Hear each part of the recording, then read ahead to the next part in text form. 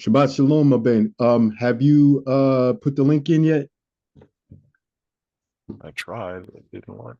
Okay, would you like me to go ahead? Okay. Okay. Let me try it again. Well, you got to put it in the channel. So I thought I did.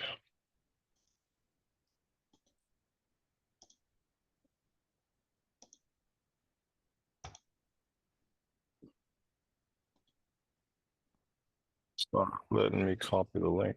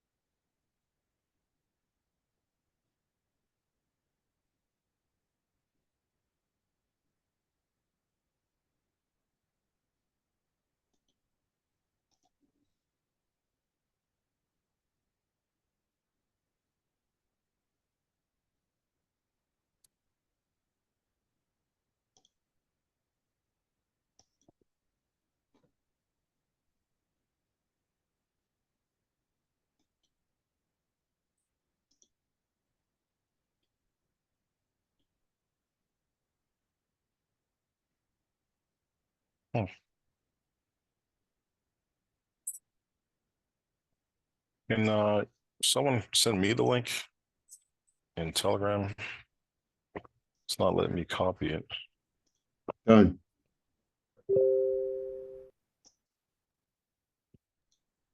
Shalom. Shalom. Shalom, Aben.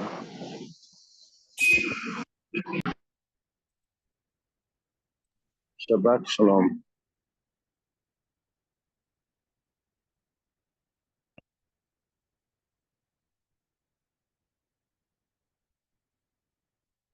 I think it's there now. Khan, it just popped up. Oh. Okay. Rabbeinu Shabbat Shemem Yafa Kadash Shemcha Wayata Barach Malchutcha Ratzoncha Ya'i Rashoe Bashemem Waba Aratz Wathathan Lacham Tamede Wamacholano Chatathenu Cha Asher Anachnu Mochalem Lachoteim Lano Wa'al Tabayano Layede Naseon Wa Shamareno Machol Rai Aman. Aman. Abeno Shabbat Shemem Yathakadash Shamcha. Wayatha Barach Malachotcha. Ratzoncha Yae Rashoe Bashemem Waba Aratz. Watathan Lakhamnu Thamedet Wamachol Lano Chat Atheno Chashor Anachno Mochalem Lachota Em Lano. Wa'al Thabe Anu Layade Naseon Washamareno Mahor Rai Aman. Aman. Abeno Shabbat Shalom. Yata Kadash Shamcha. Vayata Barach Malachotcha. Ratzoncha Ya'i Chashoe. Bashamim Ba'arat. Watatan Lachamno Tamidet. Wamcholano. Chata'atenu Chashar Anachnu. Mochalim Lachotaim Lano. Wa'al Tabayano Layadin Aseyon. Bashamareno Mochal Ra'aman. Aman. Abeno Shabbat Shemem Yata Kadash Shamcha Wayata Barak Malakotcha Ratzoncha Ya'e Chashoe Bashemem Waba'arat Watatan Lachamno Bamedet Wamuchol Lano Chatatheno Cha'ashar Anachno Moklaim Lachotaim Lano Wa'al Tabeano Layade Nasayon Washamareno Muchol Rai Aman.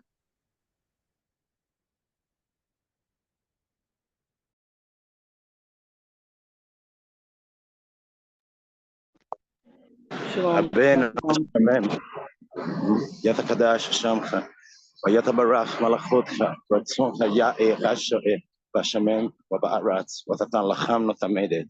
Wamacholano Chatatheno Cha'ashar Anachnu Mochalem Lachotaim Lano. Wa'al Tabeano Layadeh Naseon. Washamareno Machal Rai Aman. Shabbat Shalom. Shalom. Abeno Shabbat Shemem Yata Kadash Shamka. Wayata Barak Malakothka Ratzonka. Ya'e Rashawe Bashemem Ba'aratz. Watatan Lachamno Tamede Vomachol Lano. Chata Ateno Kashar Nachno Mochalim Lachota Em Lano. Wa'al Fabiano Layade Naseon Washamareno Machal Rai Aman. Shalom, Abeno, Shabbat Shemaim, Yatakadash Shamcha, Wayatabarach, Malachotcha, Rasoncha, Ya'e, Sasho'e, Bashemaim, Waba'aratz, Watatan Lachamno, Dameidet, Wamachal Lano, Hatateno, Ha'ashar Nachno, Mukhaleim, Lachotaim, Lano, Wa'al, Dabeano, Layade, Naseon, Washamareno, Machal Rai Aman. Shalom.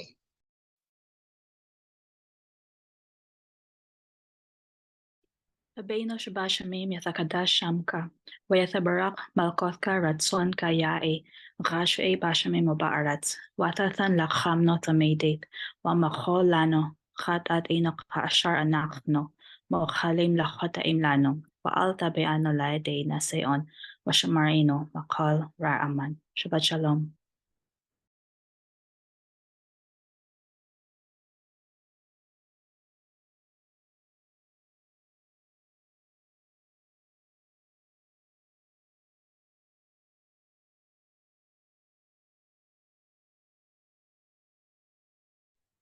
Shalom.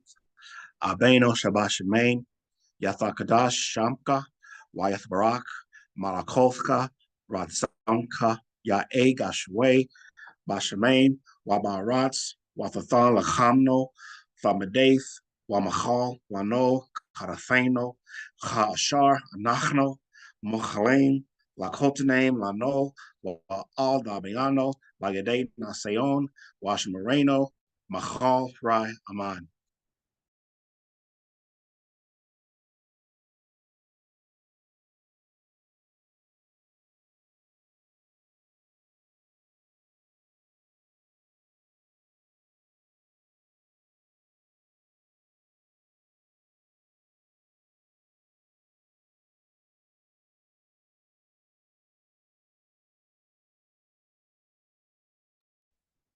Mechod.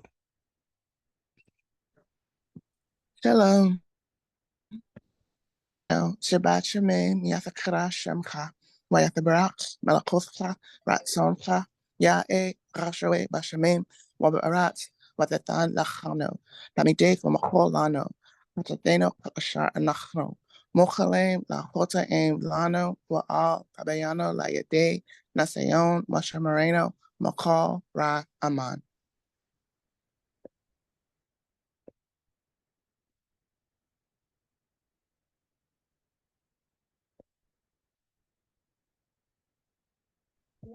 Shalom. Abeno Shabbat Shemaim. Yatha Kadash Shamcha. Wayatha Barach Malakothka Ratzoncha. Ya'e Rasho E. Basemaim Waba Aratz Watathan. Lakamno Thamedeth Wamachal. Lano Katsatheno Cha'ashar Anakno. Moklim Lakotaim. Lano Wa'al Dabeano Layade Naseon Washamareno Machal Rai Aman.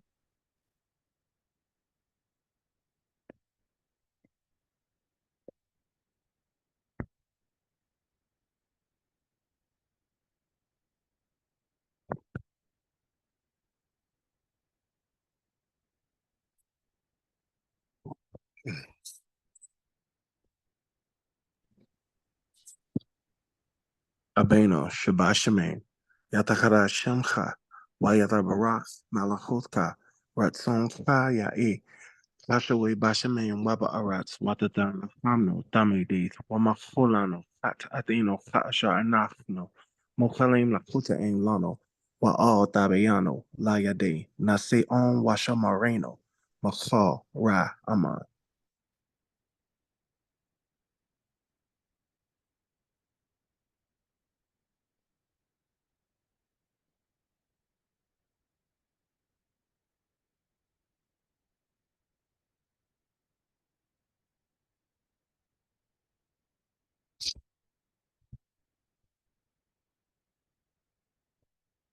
Mechod.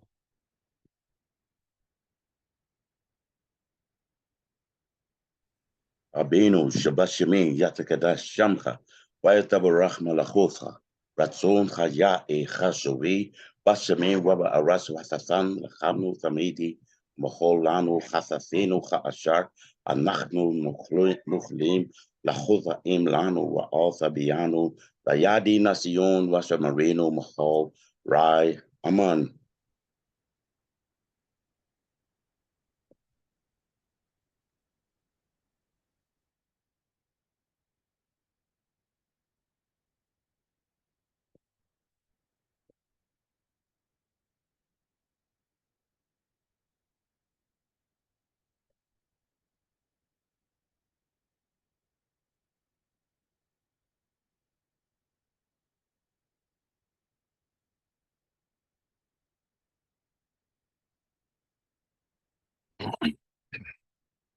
Behold,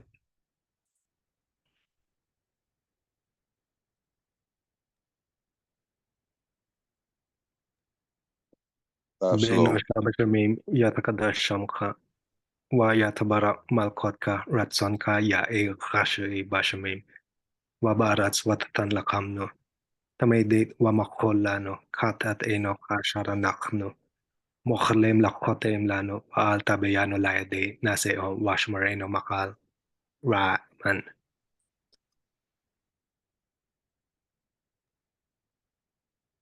Shalom, Spakate. Abeno Sabashme Yatkada Shamcha, Vayatabarach Malachotcha, Ratzoncha, Yae, Hashre, Bashame Waba Arat, Watatan, Lachamno Famedi Wamacholano, Chas Ateno Haashar Anachno, Mochalem Lachota Enlano, Wa Fabiano, Layade Nasion, Washmareno, Machal Zai, Aman. Aman, Shabbat Shalom, Ma'aspakate. Abeno, Shabbat Shemen, Yatakada Shamka, Wahita Barak, Malakota, Ratsunka, Yae, Gashoe, Bashemen, Wabarak, Watatan, the Kamno, Damede, Wamakal, Lano, Kapateno, Katashar, Anakno, Moklang, Lakotang, Lano, Waal, Dabiano, Laide, Naseon, Washmareno, Makal, Rai, Aman, Shalom. Shalom. Shabbat Shalom. Abeno, Shabbat Shemain, Yata Kadash Shamka, Wayata Barak, Malakovka, Ratzonka, Ya'e Kashoe, Bashemain, Waba Aratz, Batatan Lakhamno, Tamedate, Wamakha, Lano, Katateno, Kashar, Anakno, Mokalem, Lakota, Em Lano, Wa'al, Fabiano, Layade, Naseon, Washamareno, Makha, Rai, Aman.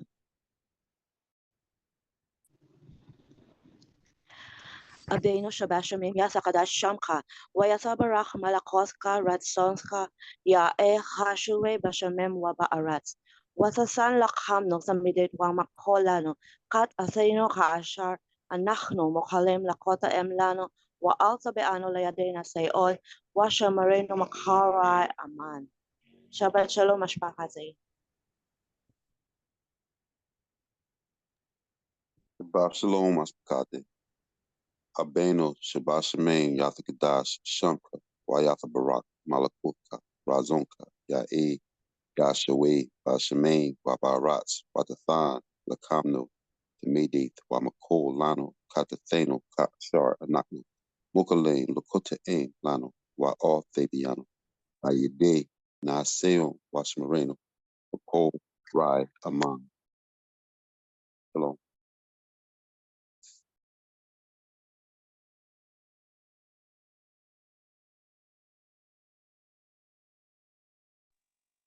Abeno, Shabbat Shemaim, Yatakada Shamka, Wayata Barak Malakoska, Rasonka Yae Gashoe, Bashemaim Wabaarat Swatatan Lakam no Tamedes Wamakalano, Katateno, Taashar Anakno, Moclaim Lakota Aim Lano, Waal Tabayano Layade Naseon, Washamareno Makal Rai, Aman.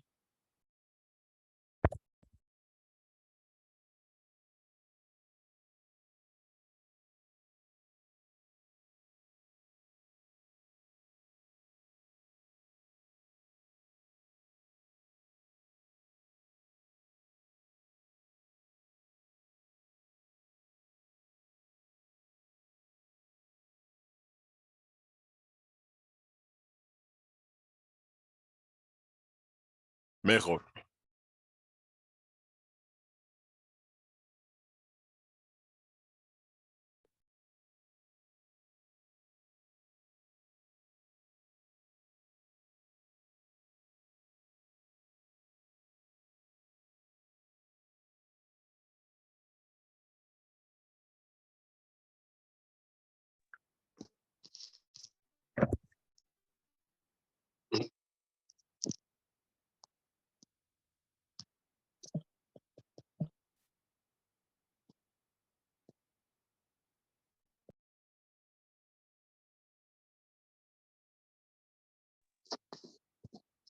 Shalom.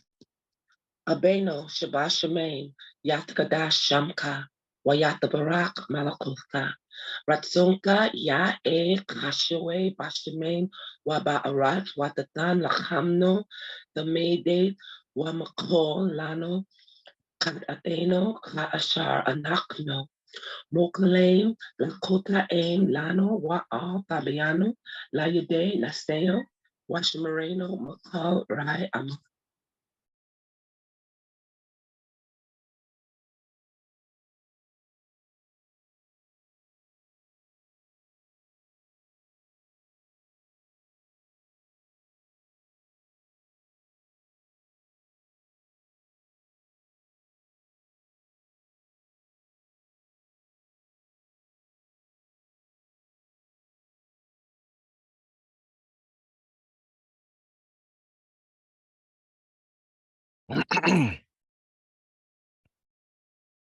Mejor.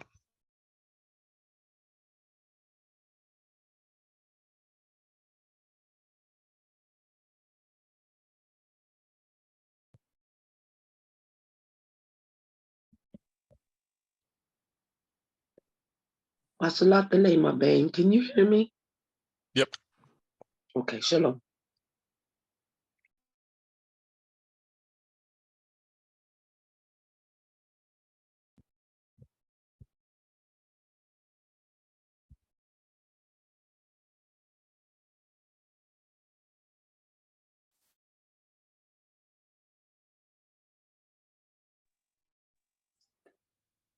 Shabbat Shalom.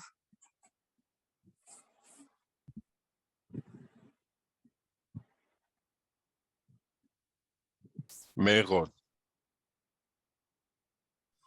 Can you hear me, Mabane? Yep. Okay. Abeno Shabbat Shemaim Yatakadash Shamka Wayatha Barak Malakuthka Ratsonka Yae Chashore Bashemain Waba Arats Wathathan Lachamno the Medes Wamakol Lano Ka Atheno Ka Asha Anachno Mokalem Lakota Aim Lano Ba Altabeano Layade Naseon Washa Marino Makol Rai Amar Waman.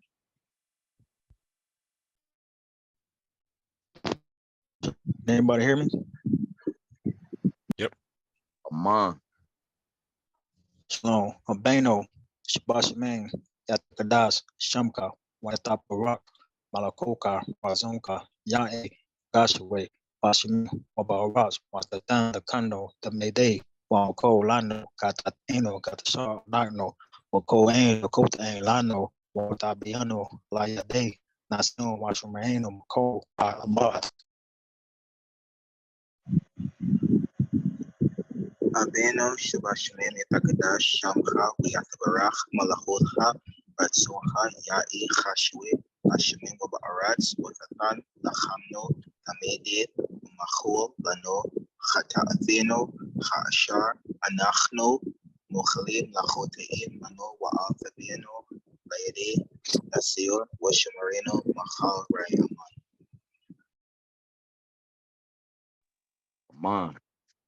Abeno Shabbat Shemaim, Yatakadash Shamcha, Wayata Barak Malachotcha, Ratzoncha Yae, Chashoe Bashemaim Waba Arats, Watatan Lachamno, Tamedef Wamacho Lino, Chatateno Cha Asho Anach no, Mochalem Lachota Aim Lino, Wayal Tabe Ana Tabe Ano La Yade Natsayon, Washamarino Machal Rai Aman, Shabbat Shalom Mashpakate.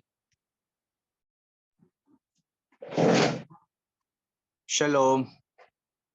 Abeno Shabath Shamim, Yatakadash Shamka, Wetabarak, Nahodka, Ratsonka, Yae, Gashoe, Bashamim, Wabarach, Watatan, Lakamno, Tamidate, Wamaholano, Kat Atheno, Kaashar Anakno, Mukalem, Nahotaim Lano, Waal, Kabeano, Daede, Naseon, Washamareno, Makalwa, Aman.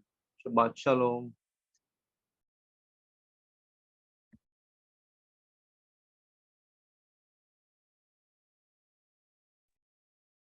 Abeno, Shabashamim, Yatakadashamcha, Wayatabarach, Malakovka, Ratsonka, Yae, Kashawe, Bashamen Waba'aratz, Watatan Lahamno, Tamide, Wamachol Lano, Hatatheno, Haashar, Mochalem, Lachotaim, Lano, Wa all Tabiano, Layade Nasion, Washamarena Makara, Shabashalom, Abama.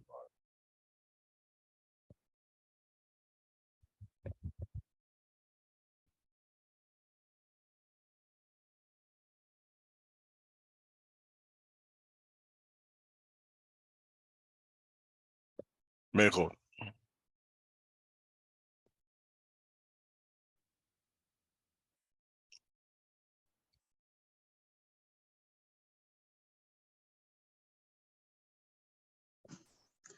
Abeno Shabashamim Yasakadashamka Wayatabarak Malakotka Ratsonka Yae Kashu E Bashamim Wabaaratz Wasmatan Lakhamno Famidit Wamakolano Khatat Ino Kaashar Anachno Mukhalim Lakutaim Lano Waal Tabiano Layadin Nasion Washamarino Makal Ra Aman Shabbat Shalom.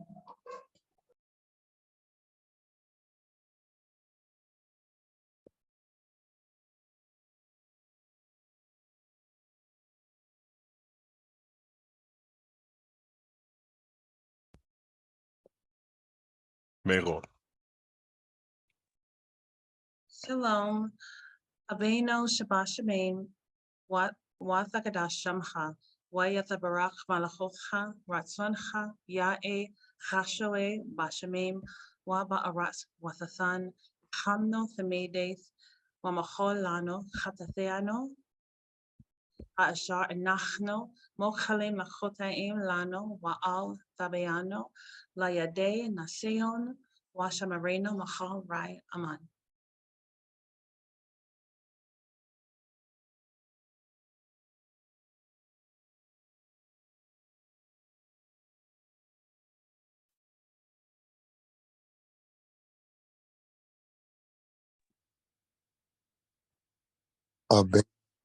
Shabath Shamim Yat Kadash Shamka, Wayat Barak Malakotka, Ratsonka Yae, Rashawe Bashamim Waba Aras Watatan Lacham no Tamedi, Wamakalano, Katatheno Kashar Anachano Mupanakuta Enwano, Wa all Tabayano, Rayade Nasayon, Washamoreno Makar Rayaman.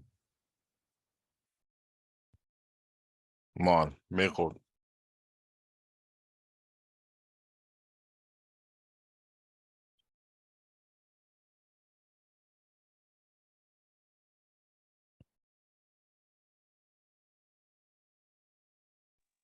Shabbat Shalom, Mashmakate, Abeno, Shabbat Shemaim, Yatakadash Shamka, Oyatabarak Malakutka, Ratsonka Yae, Hashue, Bashamim Waba Arat Batatan, Lakamno, Samidis, Machol Lano, Atabeno Kaashar Amakno, Mukulim Lakotain, Lano, Baal Sabiano, Layade, Nasion, Bashamim, Paul Rai Aman.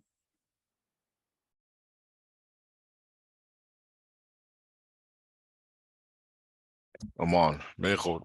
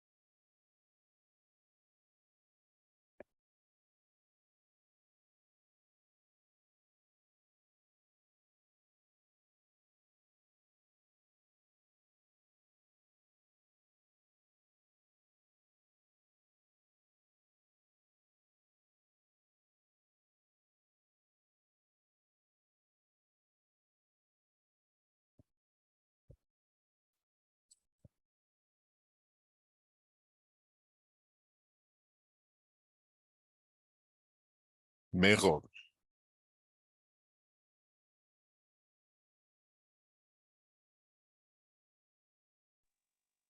Shabbat Shalom.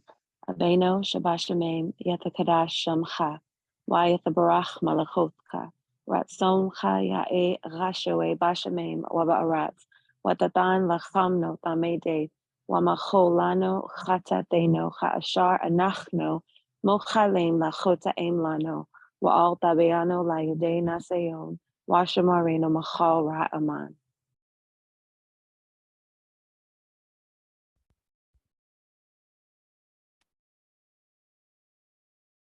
Aman מאוד.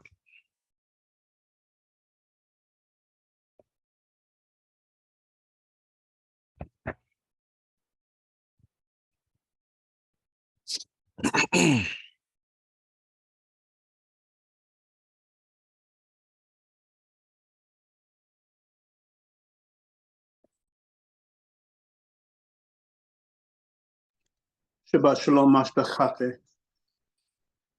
Beno, Shabbat Shalom, Yathakadah Shamcha, Wayatha Barak Malakutcha, Ranshunka, Ya'e Gashaway Bashamim, Waba Arat, Wathathan Lachamno, Tamedeth, Wamechalano, Chatatheno, Kashar, Anachno, Mokalem Lakota Aim Lano, Wa'al Fabiano, Lade, Nacion, Washamarino, Makal, Rai Aman. Shabbat Shalom Mashbechate.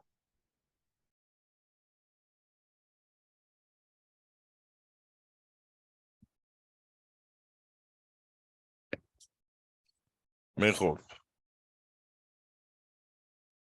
Shalom. Abeno Shabbat Shemay Yatakadah Shemcha.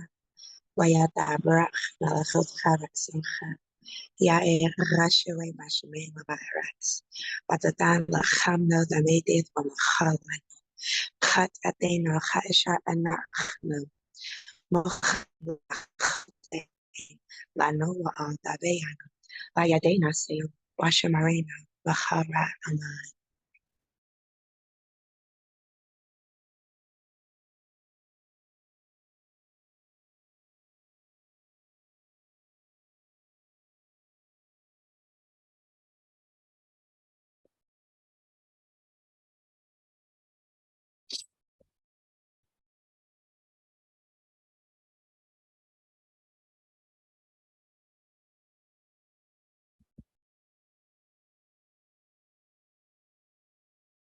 מאוד.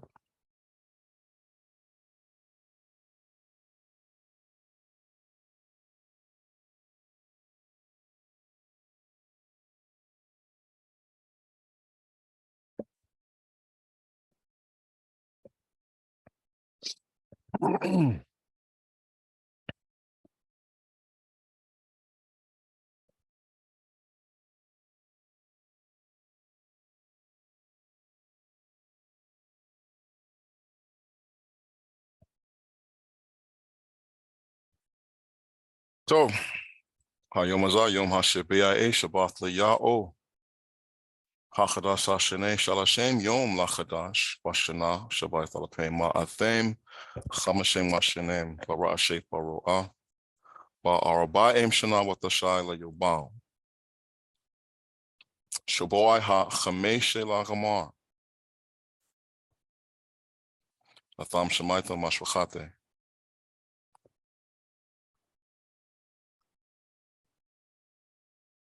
מילה ידיי. היום הזה.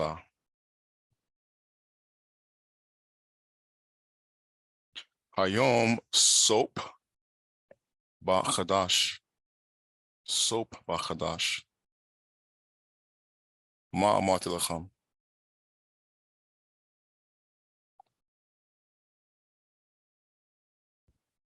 החדש השני, אבל היום הזה שלשם יום לחדש. בסוף החדש. מה זה? מי ידיי?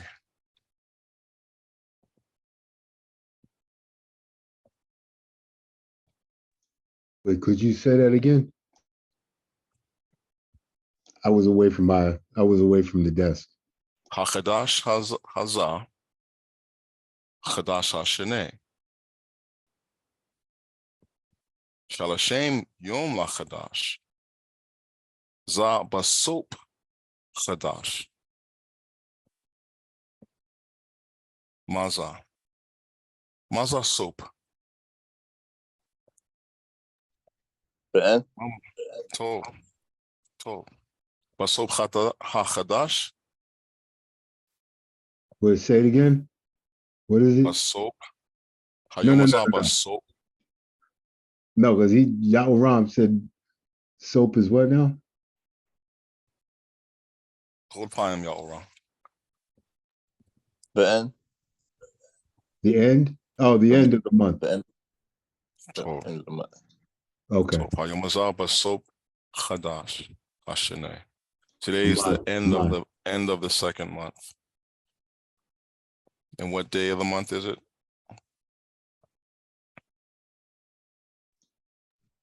30th day of the month. 30th day. Month 1 and 2. Months 1 and 2 are always 30 days. And then the third month is 31. And that's the pattern. The trimester is 30, 30, 31, 30, 30, 31, 30, 30, 31, 30, 30, 31 for 364 days. So that month 3, month 6, month 9, and month 12 have an extra day, a 31st day. All the other months are 30 days. So one of the questions that was asked me in the Telegram was, how do I know that month 1 has 30 days and month 2 has 30? How do I know that? How do I know that that's this pattern just from reading Thorah? And the short answer is that if you look at Thorah 1, okay, even though the first day of the week was a so-called Sunday when the sun began to shine, the calendar, or the first day of the year, didn't start until the 4th day of the week.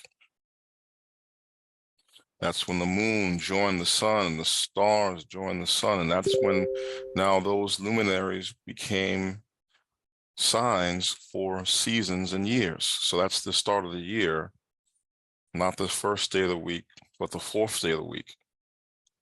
So that's also the first day of the month. Okay. So if that's the first day of the month, and we know that the second month has its 23rd day falling in sync with the Shabath day. We learned that from Thorah 2, chapter 16. We learned that the second day of the second month, the 23rd day, is always going to be a Shabath day. That means that the second month of the calendar will always begin on what day?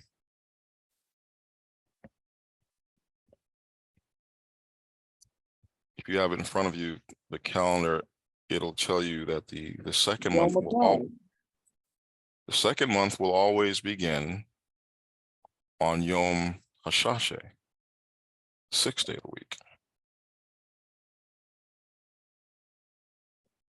That means the first month ended its 30th day on what day of the week?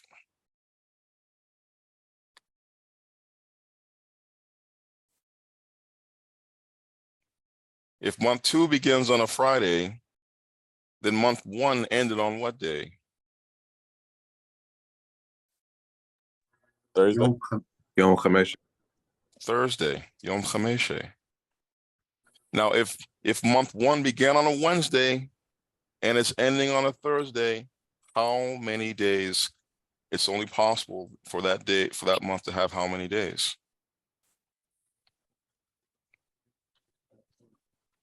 30 is the answer.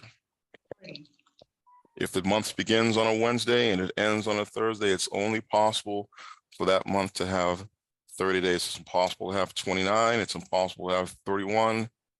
It can only have 30 days. So the math is telling you how many days month 1 has, just by knowing when the first Shabath day we celebrated as a nation in month 2.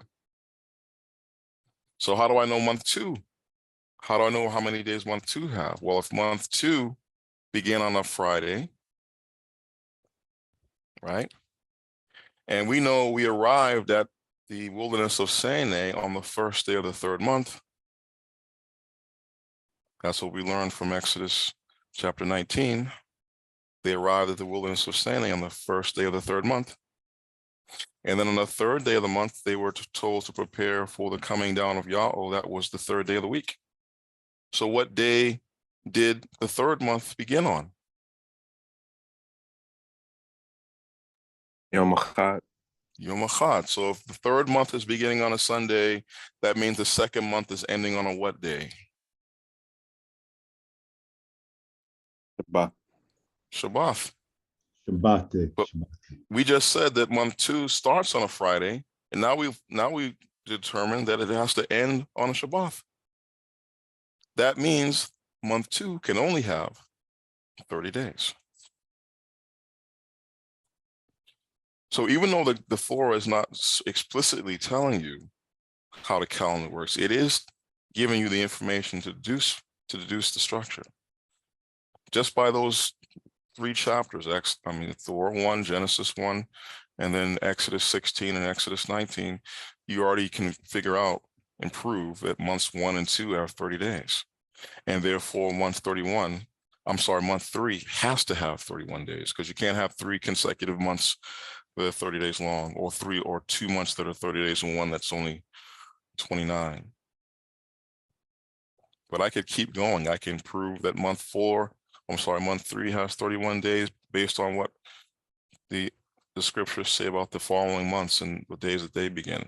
All that information is embedded in the scripture. You just have to read it and extrapolate it correctly, and you'll see that the Thorah is telling you what the calendar is, how it's structured. So, Gatha, Mazmor, Tasha'im, Washanim. Ma Matlacham. Meidai. 2.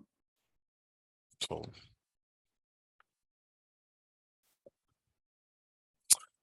coming right up.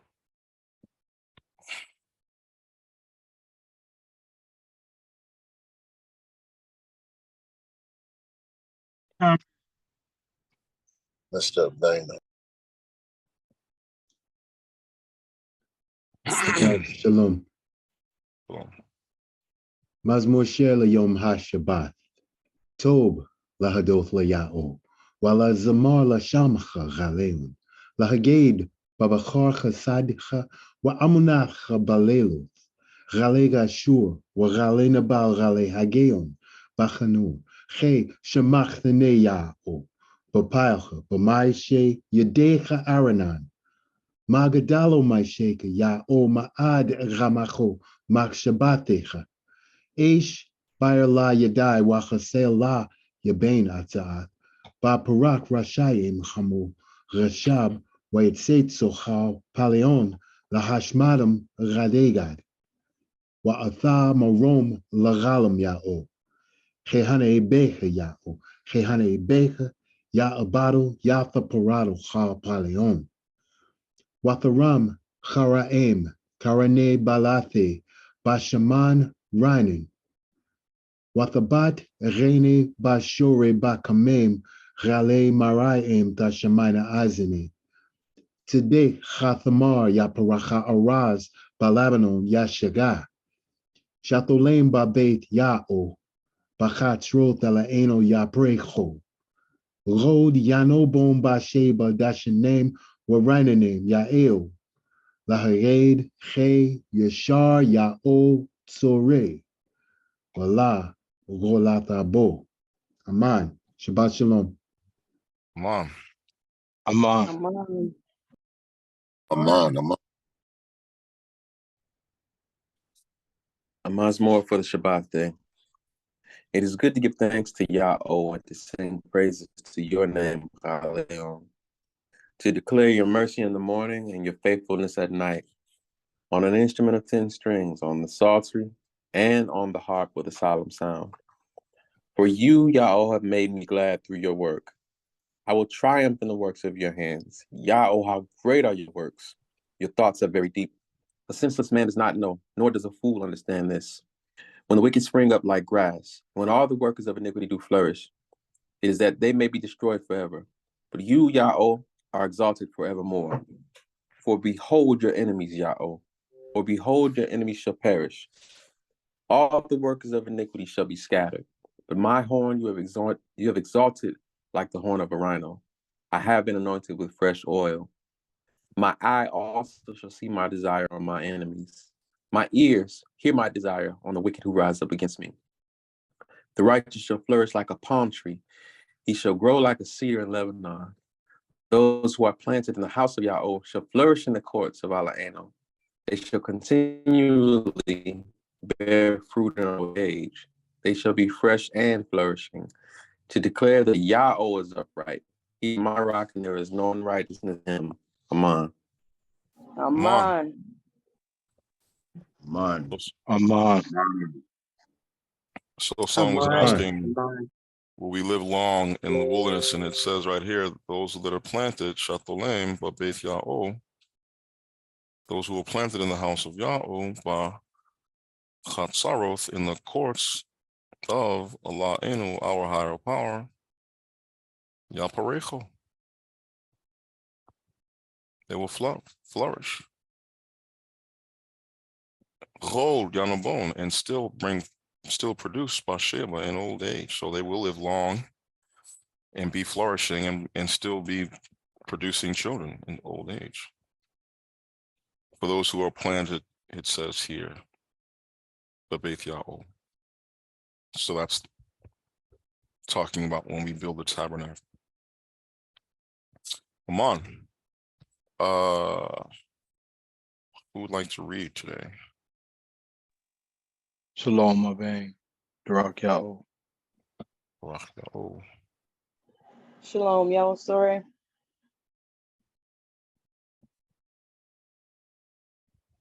Yeah.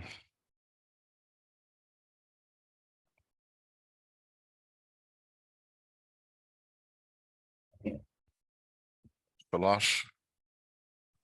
May Maspar Shalash. Shalom Abin. Nashe Yosha. Oh, sure.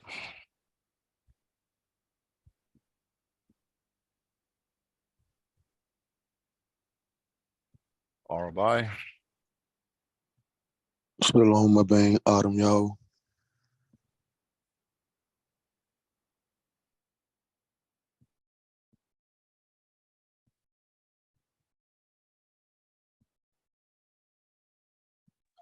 Kamash. I read Mabane, Miss Adrena.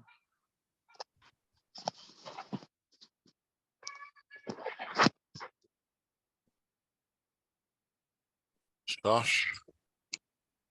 Bechor Ya'o. Bechora Yahweh.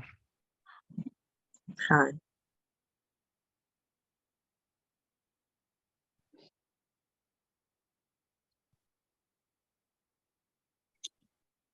Shabai. Shalom, Azarnayahu. Zarna Yahweh.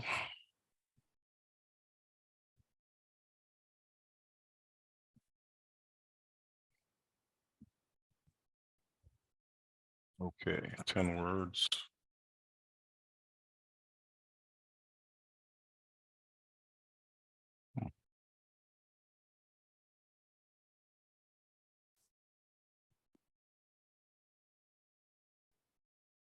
Top, Thorah Yahweh.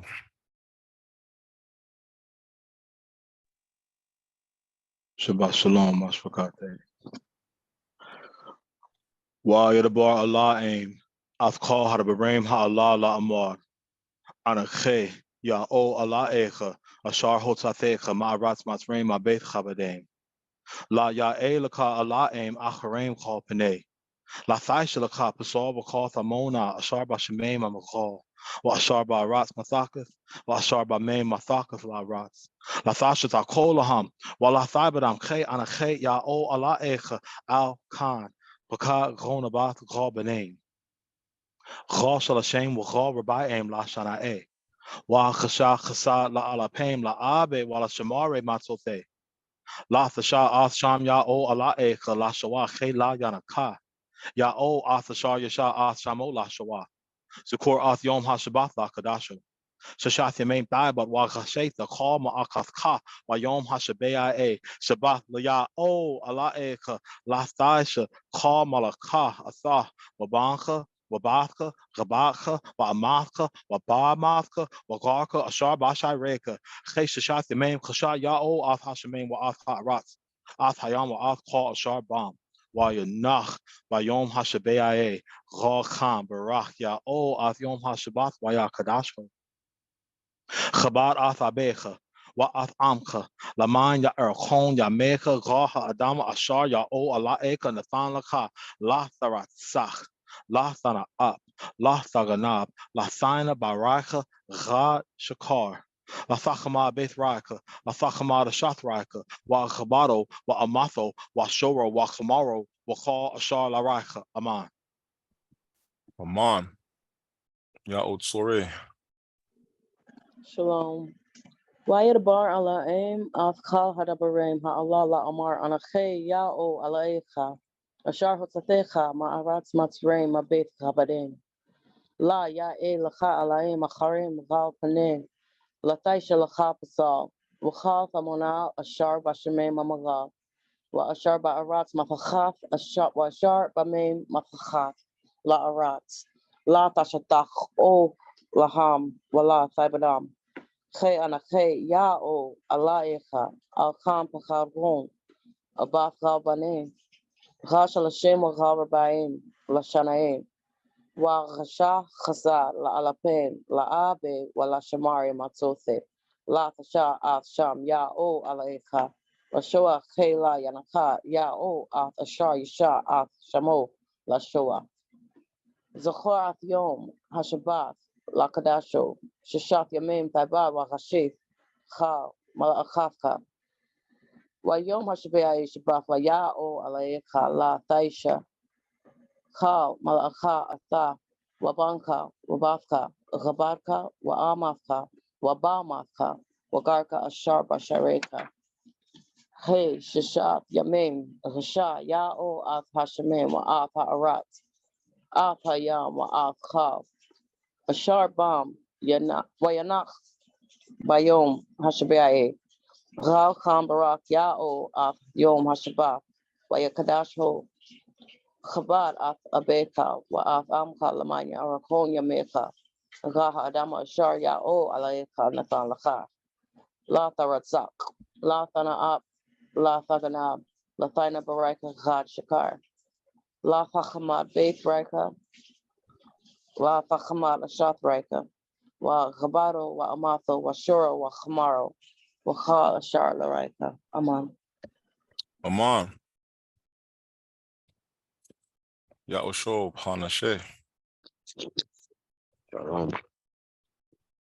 ويدبر على إيه مقالة دبريم حالا لأدمار أنخي يا أو عليها أشاه زتيخ معرات مصري مبيت خبرين لا يإلخ على إيه مخريم غلباني لا تعيش لخ بسا وخاتمون أشاب بشميم ممغال وأشاب عرات مثاخات وأشاب ميم مثاخات لأرات لا تتذخو لهم ولا ثايبدم خي أنخي يا أو عليها על כאן פקד רון הבת חל בנים חל שרשים וחל רבים לשנאי וחשך חסד לעלבים לאבי ולשמרים מצורתי לה תשע אשם יאו עלייך לשואחי לה ינקה יאו עד אשר ישע אשמו לשואה זכור עד יום השבת לקדשו ששת ימים תבוא בראשית אכל מלאכתך ויום השביע שבת לה יאו עלייך לה תשחל מלאכה Atha, Wabanka,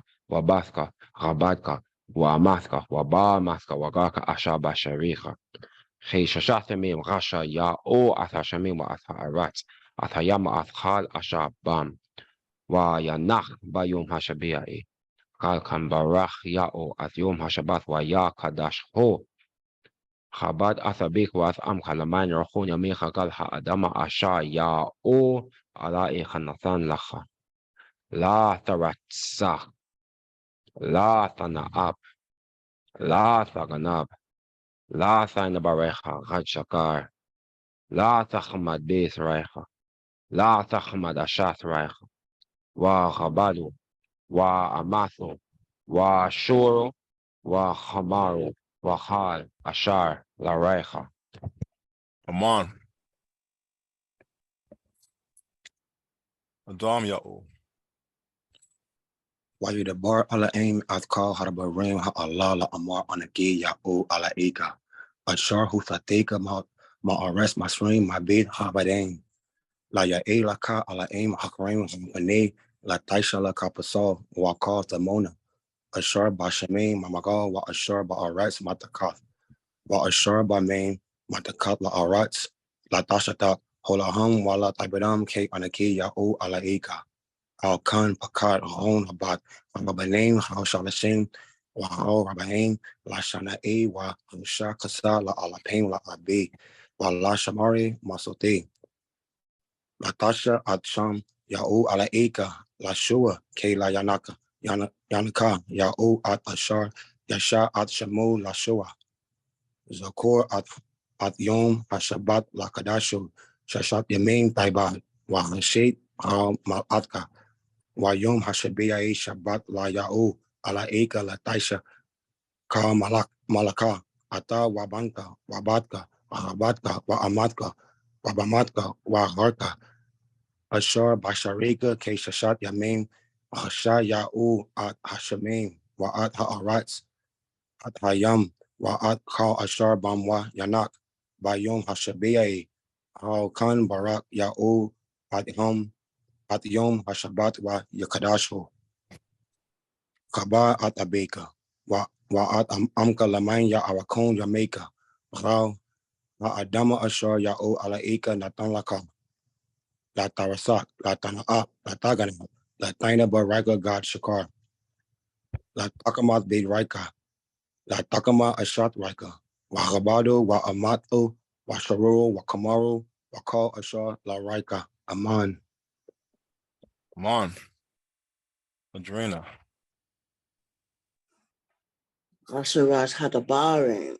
Waya Dabar Allah aim Afkol Hadabarim Ha'Allah La Amar Anache Ya'u Ala Echa Ashar Husatecha Ma'aras Ma'srim Ma'bith Chabadim La Ya'e Lacha Allah aim Acharim Go Pane La Daisha Lacha Pasol Wakol Tamuna Ashar Bashavim Mama Kol Wa Ashar Ba'aras Mathakath wa ashar bamim.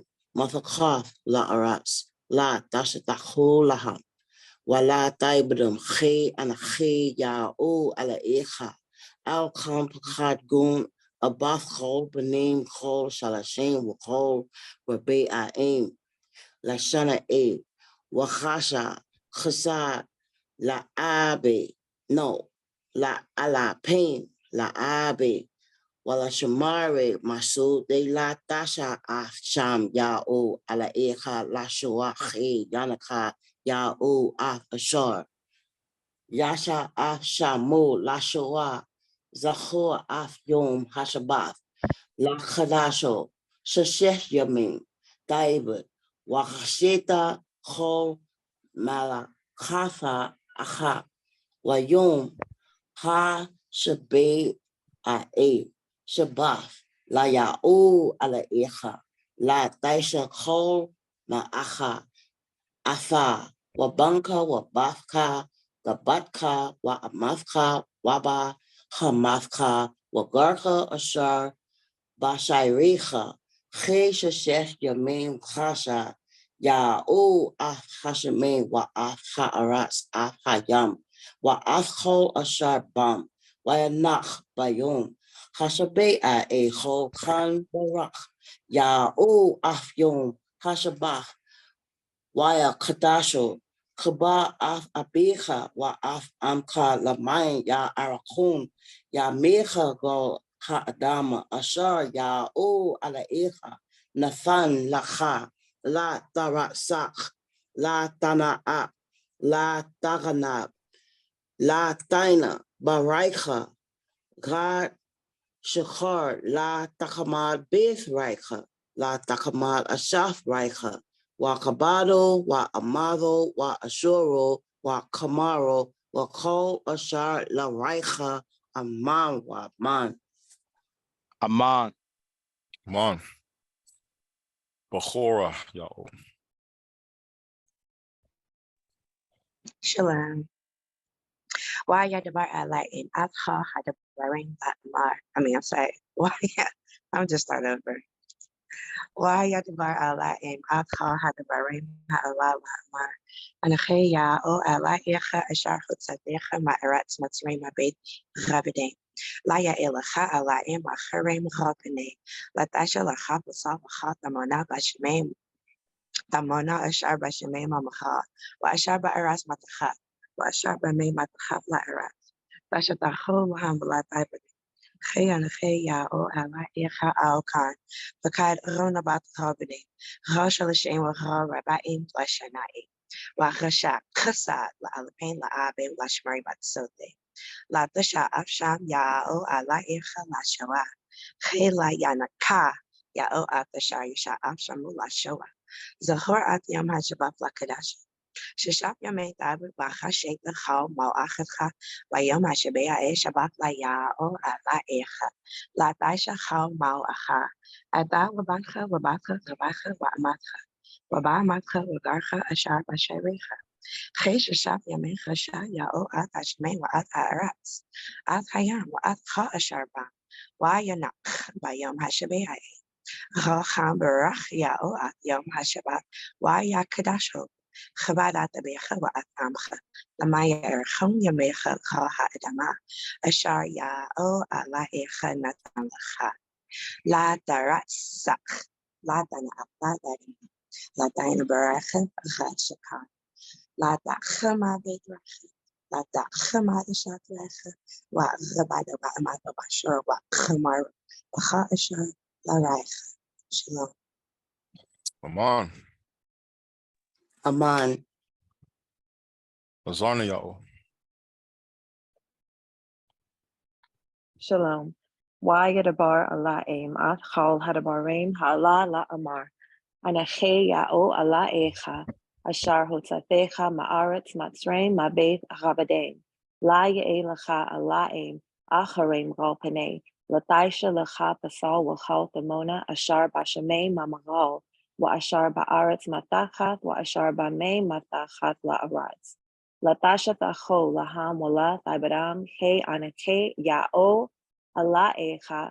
Al Khan, Pakad, Aron, Abath, Ral Banim, Ral Shalashem, Ral Rabaim, La Shanae, Wal Rasha Chasad, La Alapim, La Abe, Wala Shamari Matsote, La Tasha At Sham Ya O, Allah Echa, La Shoa, He La Yanaka, Ya O Atashar, Yasha At Shamo, La Shoa, Zachor At Yom Hashabat, La Kadasho.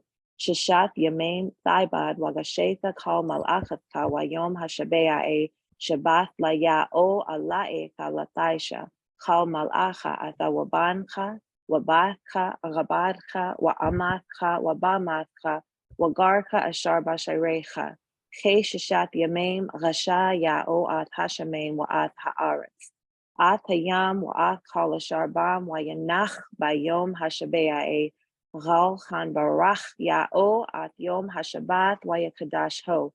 Chabad at Abecha wa at Amcha Lamain Ya'arachon Yamecha. Ral Ha'adama Ashar Ya'o Ala'echa Nathan Lacha. La Daratsach. La Tana'ab. La Taganab. La Taina Baraicha Rad Shakar. La Tachamad Beit Raicha. La Tachamad Ashaf Raicha. Wagawado, wa amato, wa shoro, wa chamaro, wa chal ashar laraicha. Aman. Aman. Aman. To Ma'ad. Wa yadbar Allah im Akhad hadabarim ha'Allah la'amor. Anache ya'o Allah echa ashahu tathecha ma'aretz matzreim ma'beit rabadem. La ya'elacha Allah im acharim gal paneh. La taishalacha pasal. Wa chal thamona ashaba shamem amagal. Wa ashaba aretz mathachat. Wa ashaba mei mathachat la aretz. La tashatacholaham. Wala taibadam. Che anache ya'o Allah echa al kant. Pakad ron abat gal benem. Gal shalashem wa gal raba'em la shana wa rasha chasad la alapem la abe la shamari matzote la tasha ath sham ya'o Allah echa la shoah chela yanaka ya'o athasha yasha ath shamo la shoah zachor ath yom hashabath la kadasho shashat yamem taibad wakashetha chamal achatcha Vayom hashabea eshabath liya'o Allah echa la taisha chamal acha ata wabancha wabadcha gabadcha wamadcha wabamatcha Wagarcha ashar basharecha. Che sheshat yamem rasha ya'o ath hashamem. Wa ath ha'aratz, ath hayam, wa ath chal hashabam. Wa yanach vayom hashabea'e. Rachan barach ya'o ath yom hashabath. Wa yakadasho. Chabad ath abecha wa ath amcha laman ya'arachon yamecha. Ra ha'adam ashar ya'o Allah echa natan lacha. La tarat sach. La tana'ab. La taganab. La taina baraicha. Ratchakar. La Bachamad Beth Reicha. La Bachamad Ashath Reicha. Wagabado wa Amatha wa Shoro wa Chamaro wa Chal Ashala Reicha. Aman wa Aman. Aman wa aman. So I want to teach you something really quick. When we have a noun like this one, right? Mal'achavcha. What does it mean? I mean, it's in construct with a pronoun, but what does the word mal'achavcha mean? So like your workmanship? Workmanship. Okay, so you have the your in there because it's a pronoun at the end. The cha, here's the pronoun. And why is there a tha here? Because the feminine noun ends in ha. Yeah, it ends in ha. So the real word without the construct and the pronoun is what? Mal'acha. Mal'acha. Right there. Okay, so that tells us it's a feminine noun, and when you put it in construct, the ha drops out, you put a tha in there, and you get the workmanship of. And then you can put a pronoun of you, of her, of me, or whatever. You can put a pronoun after that in construct with the tha. Okay. The word for prayer is what word? How do we say the word for a prayer? The noun. Thapala. Thapala. Thapala. Now, what if you want to put thapala in construct with your thapala? What would you do? Drop the ha and Thapalatcha. Thapalatcha. Thapalatcha. What if you didn't want to put a pronoun, but you just want to put a substantive after it in the genitive, like the prayer of our Father? What would you put? What would you do? Thapalath abeno. Thapalath abeno. You put the tha there. Thapalath. Just like it here is mal'achath. Right? The tha is going to replace the ha because now you're linking it with. So let me, I'll do this. I'll stop this and go get a whiteboard. I'm trying to catch these bad habits that I see people doing that it's not their own fault. It's, I haven't gone over it, but I need to make sure that I nip it before it becomes a bad habit. So Khan, I just did it this morning. I know I do it all the time. Yeah, I made a post. I'm guilty as charged. I made a post about Thapala. I was wrong as hell. okay, so here's the actual noun, all right? The two nouns that I'm looking at, mal'acha and thapala. Everybody see that, those two? So if I want to put it in construct with, say, Yahweh, right? then I have to take out the ha and put a tha. Prayer of Yah, or if we're going to just say the Albano, it's going to be, I got to type it backwards again.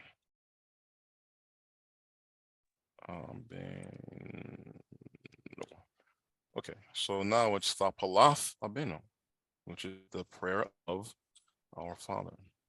Amen.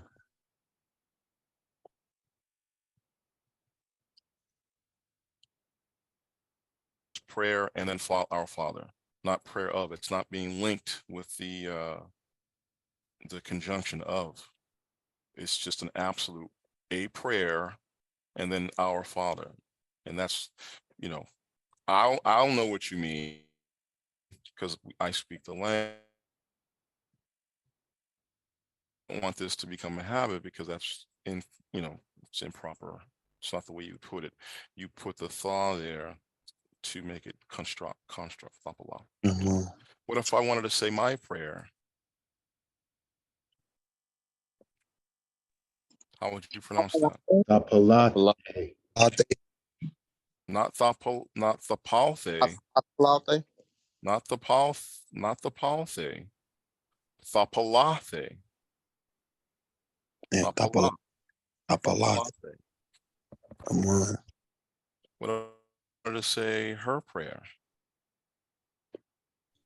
Tapalatha. Tapalatha. Her prayer. What if I wanted to say his prayer? Tapalatho. Tapalatho. What if I wanted to say their masculine, their prayer? Tapalatham. Tapalatham. Or their prayer feminine? Tapalathan. Tapalathan. Our prayer.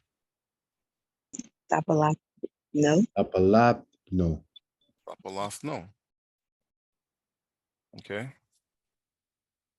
That's only when we have a feminine noun ends in ha. We do this. Okay. If it's a masculine noun, say the word for jar or pot or kettle is the same word for David. It's dode. Okay. Now this is just a masculine noun. What if I want to say the jar of water? I don't change the noun. I don't do what I'm doing with authority. I don't do anything. I simply put it next to the noun or the next noun. So dode maim is what? A jug of water. A jug of water. You don't have to do it with a masculine noun. You can leave it alone. It's only with the feminine noun that ends in ha that we do this. So if I put mashbacha, we all know what that means. We should. Oops.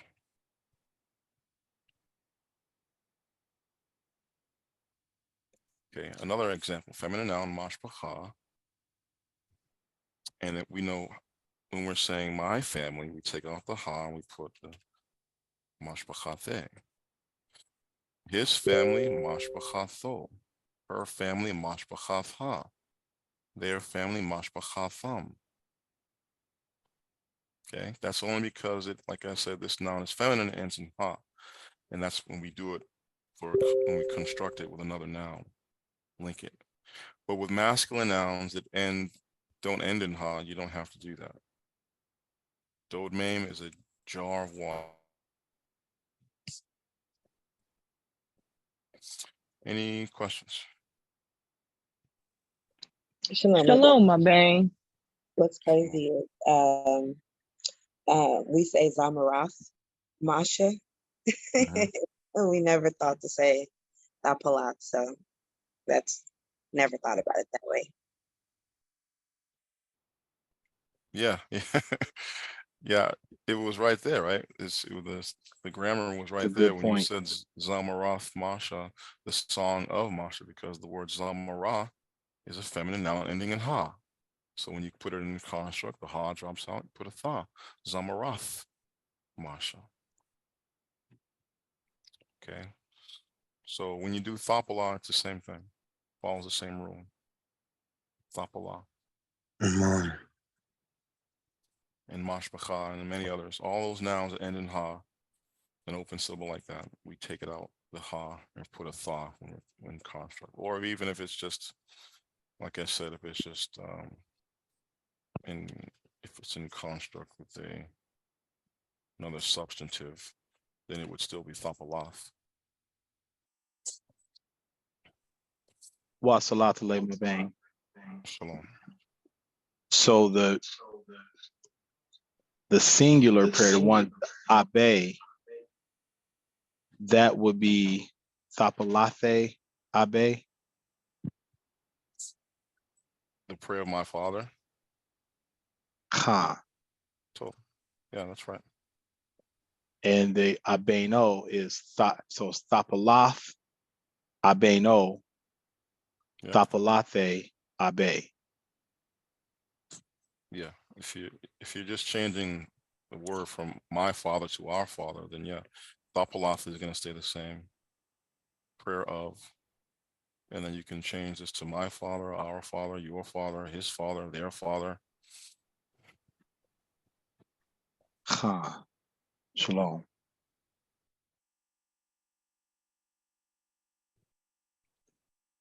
Okay. And we are in Thorah 2, chapter 22, I believe. We're going over the laws still.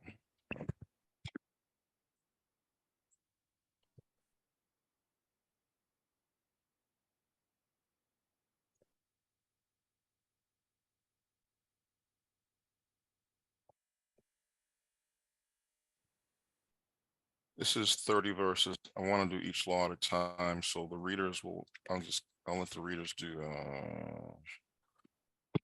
first 2 lines, and then we'll do all the rest of them together.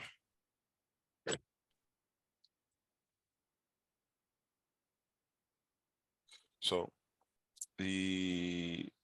again, in our scripture, because I deliberately did not follow the chapter and verse numbering of the Queen James. But our chapter 22, verse 1 is actually, if I'm not mistaken, it's still part of the 21st chapter. Let me double check.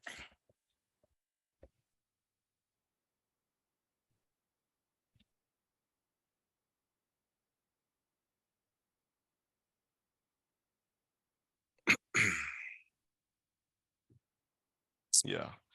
So what we are calling verse 1 is actually verse 2 of chapter 22 in the heathen Bibles.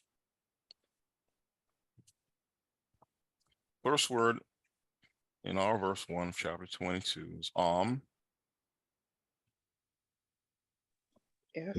if.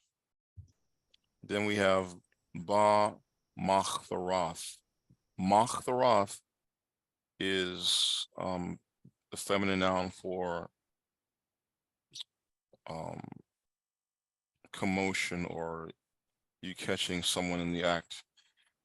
You catch them breaking through your stuff. Okay, so if in the breaking up of things, of your stuff, Yamat is found. You will be found. He will be found. Ganab. The thief. The thief. So if the thief is caught red-handed going through your shit, going through your stuff, Wahacha.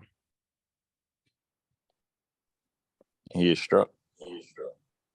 Okay, he's caused to be struck. Wamath. And died. And he dies. Ein lo damem. There is no blood. That means the killer is guiltless. That means the killer does not have to pay with his blood. There is no blood to him. Ein lo damem. Right? So you catch the guy red-handed, he's going through your stuff, and you know, whatever, you get into it with him, and you hit him and he dies. Well, that's his fault. He shouldn't have been in your house. And so that you are not held, you know, you're not going to be accused of murder or unlawful killing. Verse 2, Zaracha Hashamash. If it blazes forth the sun, so this is talking about sunrise. If the sun comes up, we know it doesn't come up, it just comes toward you. But if the day begins, Zaracha Hashamash, Galeo. Upon him. Okay. Damem lo. Blood to him. That means the thief is lucky. The sun, he was saved by the sun. Saved by the sunrise. Damem lo, he keeps his blood. And then shalom ya shalom. Avenge, he will avenge. No, paying he will repay. Shalom, he will make restitution. So he's caught in the act, but the sun comes up and the guy who owner wasn't able to give him a death blow. Then okay, then it's too late. You had your chance. When you had your chance when it was sunset. But now the sun is up, you can't kill him. He has to just pay you the damage. Okay. Ain lo. There's nothing to him. If he can't pay, if he don't have them, whatever the judges say has to be paid, wa nachamar. And he will be sold. I'm sorry, wa namachar. He will be sold ba ganapto. In his theft. For his theft. For his theft.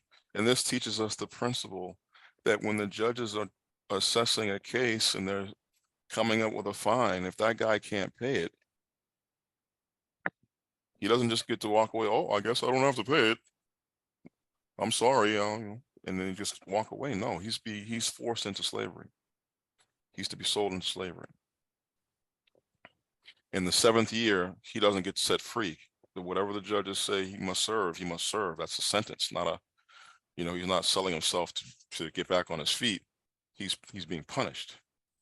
And so the 7th year release doesn't save him. So in this case, it doesn't say who he sold to. He possibly sold to the person who he stole from, or he could be sold to somebody else to make sure that he's served. Maybe the guy doesn't, I don't want him, just sell him to the temple or something like that, make him become a temple slave and chop wood all day. Right. But he's going to have to carry out. But notice there's no jail. We didn't have jails. We did have them, but that's not how we punished people. You go to jail for X amount of years. What's that? That's a waste of public funds and resources. Put that guy to work. Make him a slave. If he's done something that doesn't require him to be put to death, there's no such thing as jail in that sense.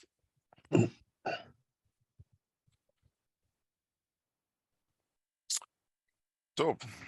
Who is up? Darach Ya'o. Ane Darach Ya'o Lamata Yaoda. Bamak Tharath Yamat Haganab Wahaka Wamath Ain Lo Damim Zaraka Hashemash Khaleo Damim Lo Shalom Ya Shalom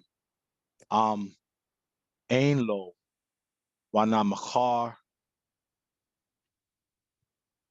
Baganabtho. So Ma'at. Ya'ot Sore. Shalom.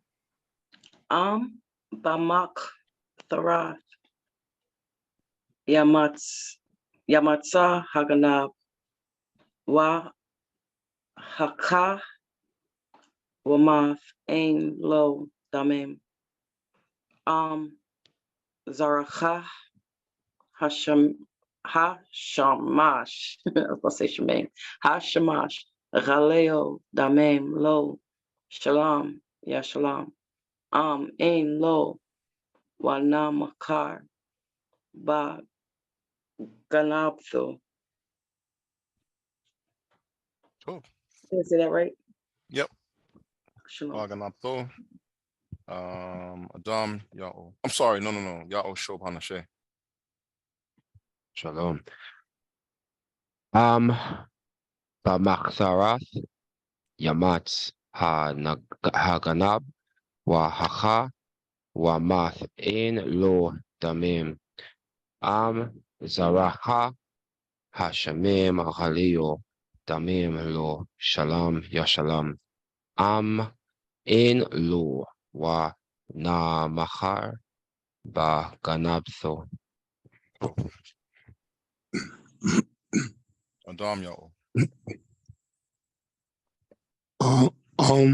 B'maktarat Yamat Hagana Wahaka Wamat Ein Lo Domain. Zaraka Hashamash Haleo Domain Lo Shalom Yashalam. Ein Lo Wa Namaka Bakanapto. So Wanamachar. Remember, this is a guttural, not a plosive. It's Wanamachar. Baganapto. So Adrena.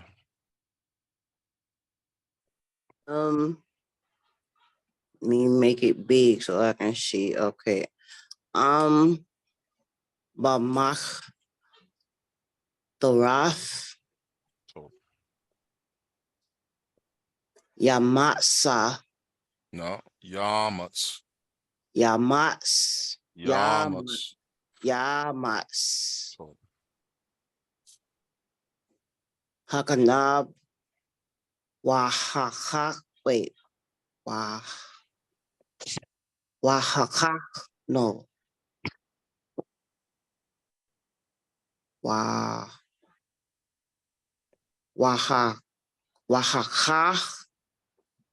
Wahakaha.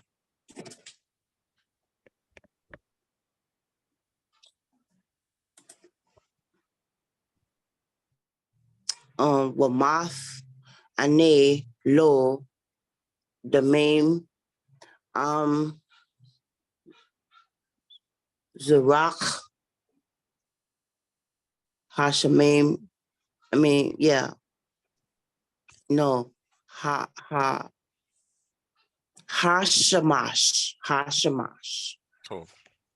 Khaleo Damim Lo Shalom Yashalom. No, Yashalam. Ane Lo. Ain Lo. Oh, Ain O. Lo. Ain Lo. Ain Lo. So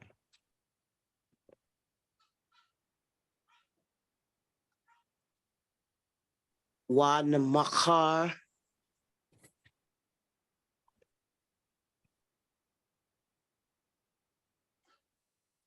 Baganapto. Khan. At least, who was here for the language class last time? Because we went over this verb, nacha. And I want you to look at this now. Is this verb right here, the first one I'm highlighting, is it active or passive? Passive. Passive. Right? The thief is being found. The thief is not finding something. He's not doing the action. He is being found. So how do we pronounce this verb? Yamatz. Yamatz. Okay, if you just say yamatz, that means the thief is doing the finding. That's not true. Yamatz, the thief has been found. He's been caught. Okay, now if you just say hacha, right? That's active. But the thief is the one being smitten here. So this has to be passive. How do we pronounce this if it's passive? Wahacha. Wahacha. You have to drag out the first syllable, otherwise you're in the wrong mode. You're in the active mode instead of the passive mode. Okay. The next one is active. Moth, he did this. This is something he actually did. What did he do? He died.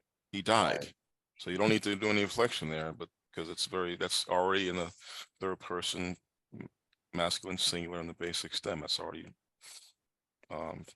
simple, active. But these two have to be inflected. Otherwise, you are making the subject here doing the action. You're making him find something and you're making him smite something. So this is why inflection becomes important, especially for us, since we are reviving and revising Hebrew as the world knows it. We're not using the vowel points and the system of vocalization that the Masoretes you're using. We distinguish verbs by inflection, not by creating new vowels and inserting new vowels. Okay. So b'machbarath ya matzanagam wahacha wamath ein lo damem. Okay. Who's next? B'chor ya'o. Shalom, Mubay. Quick question: is Wana Mahar, is that a show or is that not a show? Namachar is The Shabath ba. Which Wa one? is the Wa a show? No, Rolla. It's just a conjunction here. Okay, shalom. Yeah. All right. Ba Machtara Ya Matanaga Pagana Wahaha Wa Mat Ein Lo Dame. Zaraha Hashamash Kaleo Dame Lo. Shalom Ya Shalom. Ein Lo Wa Namachar Bagad Baganavta. Shalom. Shalom. Azarne y'all. Ba Machtarath Yamat Hagana Wahaha Wamath Ein Lo Demain. Zaracha Hashamash Galeo Demain Lo Shalom Yashalam. Ein Lo Wanamachar Baganabdo.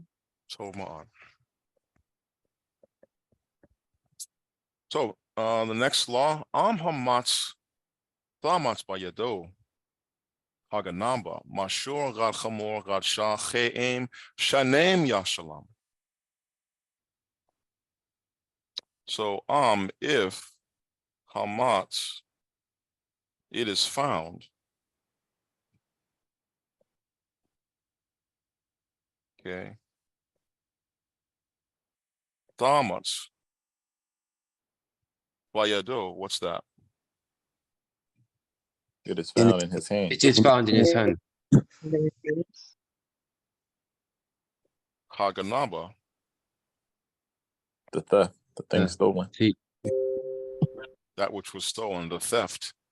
Mashur from a ox. From an ox. Rad chamor unto a donkey. To a donkey. Rad shah unto a sheep. She'em. Livestock. Living. So this word living applies to each animal. It applies to the shah. It applies to the chamor. It applies to the shore. If these animals are found alive as the theft in the hand of the thief, then it's shanem yashalam. Double, he will repent. So if the animal is alive, he's got to give the animal back plus another one. Double. Next law, hey, yabayar ish shada. Or he will burn. Or if a man will consume or burn, it is burn. But I think when we keep reading, we're gonna see that it talks about being eaten let's just say burn for now. Che yabayar ish shada or man the field or a great vineyard, that's it. or vineyard. Wa shalach ba ghera. And send in the city. Now we know that it's not fire, unless he's talking about sending the flame. But this, by era, not by era, by is the animal that's feeding, grazing, the grazing animal.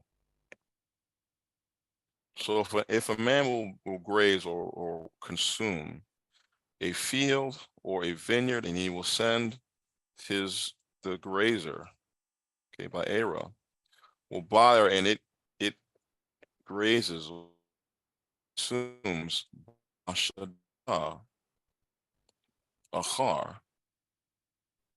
After. In another field. Okay. Oh, no. Maytab Shadho. Will be made the best of his field. Best of his field. Wa Maytab Haramo. And the best of his vineyard. Ya Shalom. Your recompense. He will pay.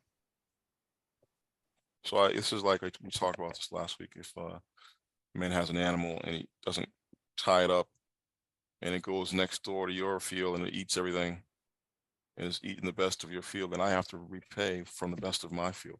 I can't just go get, expired produce. Right? Or I can't just go get this stuff has got 1 week left on the expiration date. I got to get the best and replace what was lost because of my negligence of this animal wandering. Next law. What we call verse 5, and what the heathens are calling verse 6. Okay, Thatsa Ash. For find fire. While Matzah.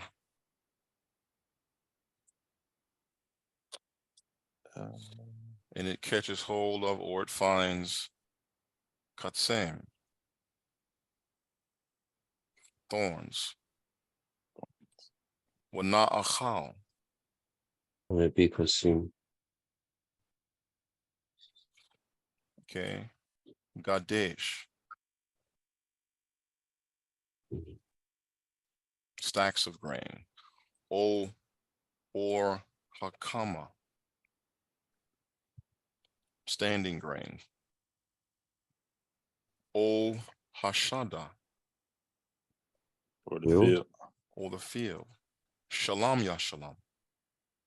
And he will pay. Okay. Hamabayar, the one who consumed it. Ath Habara. The fire.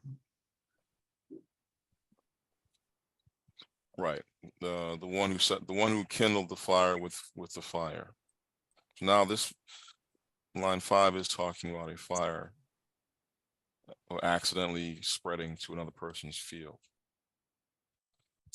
Next line 6. Keyathan ish al raiho. For he will give man to his neighbor. Chasaf. Silver.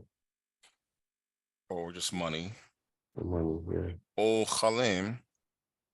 Or utensils, or this could be jewelry. If it's gonna be, I would say jewelry if it's connected with chasab, valuable, something that's valuable. Jewelry, la shamar, to guard or to keep. To keep. While ganab.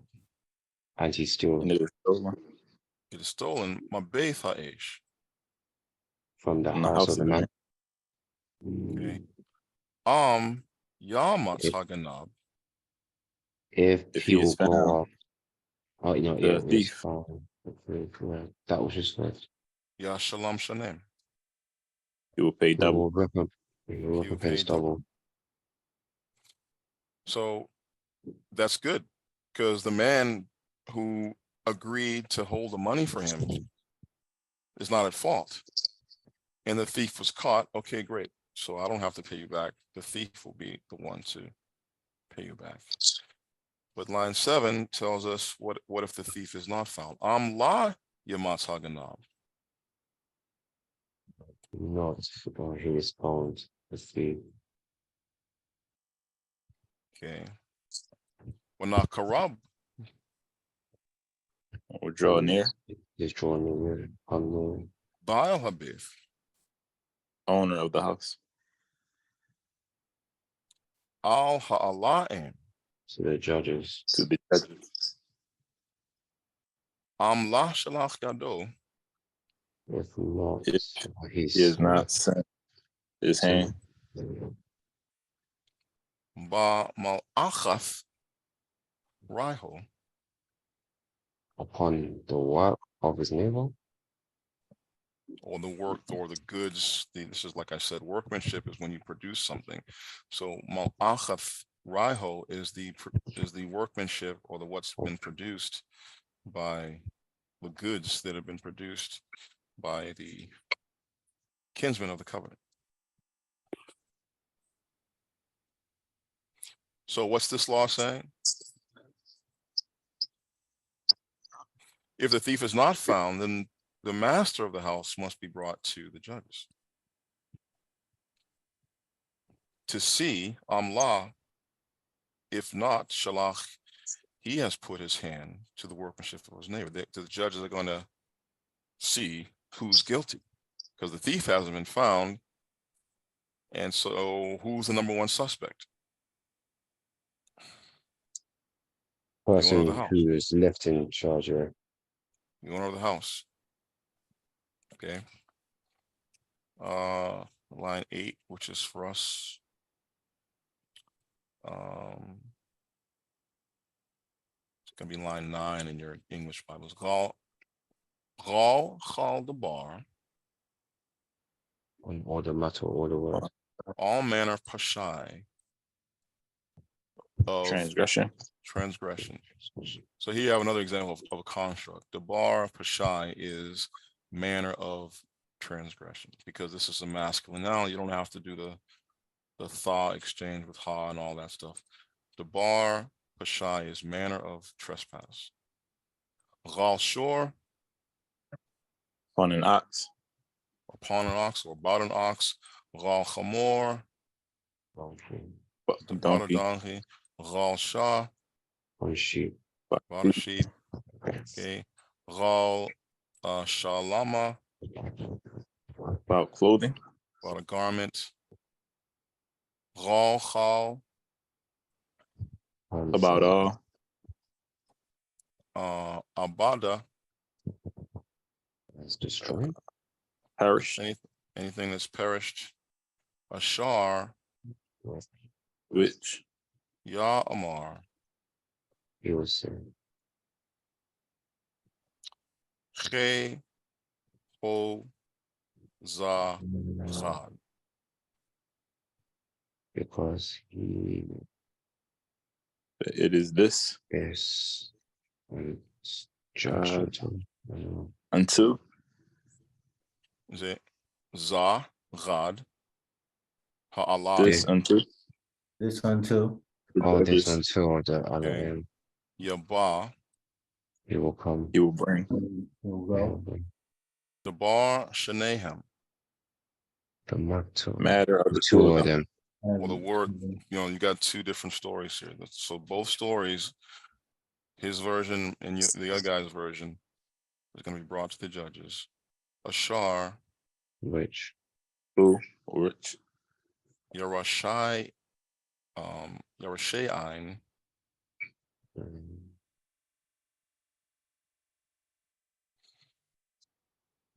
Evil.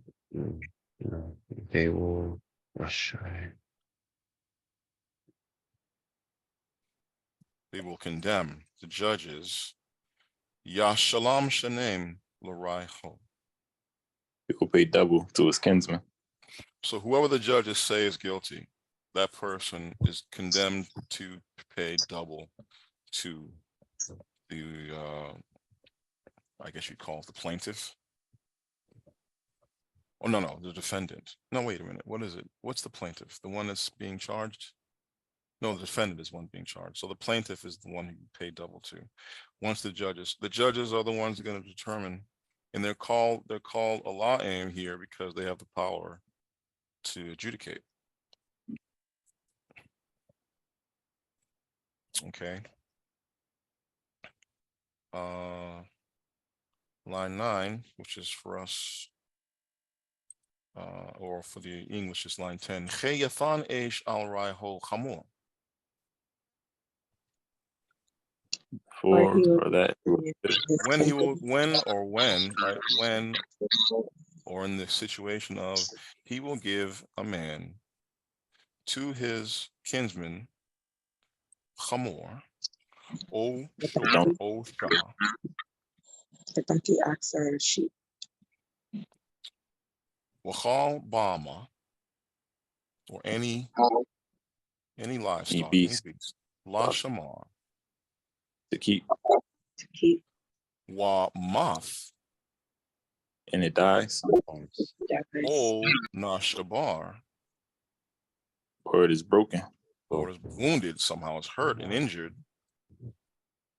O nashaba. Nashaba is to be driven away. It's the animal was forced to run away. Ain ra'ah. No, there was no one who sees. No one's seeing it. Shabath Ya'o.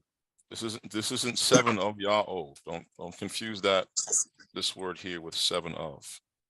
An oath. An oath of Ya'o. Now, because an animal was delivered to a guy to watch, and something happened to it, either died or was injured or ran away, now an oath must be taken. Shabath Ya'oth Tha'eh. Bain Shaneham. Between the two of them. An oath will be between the two of them. La if La Shalachido. Yes, okay. Ba Mal'achath Rai Ho.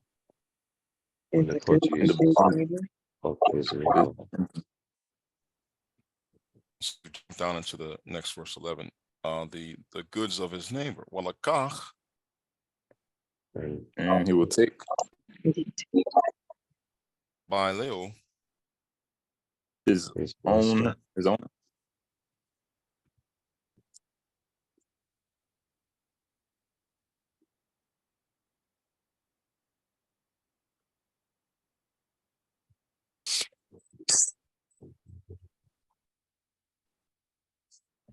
He doesn't have to pay for that, right? They make an oath between the two of them. Listen, dude, it's not my fault. This happened to your animal. Then the owner has to accept that man's word. When you invoke the when I tell you I haven't done something and I invoke his name, the other party is all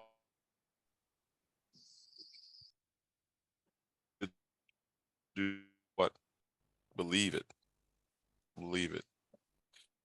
And the goods of the owner, the neighbor, he does not have to give to he does not have to make good on it. So this shows you how we have, especially when this is could be this is what the Messiah was probably warning about when he said, don't do this. Let your yes be yes and no, no, because if you're going to invoke his name, you better be telling the truth, right?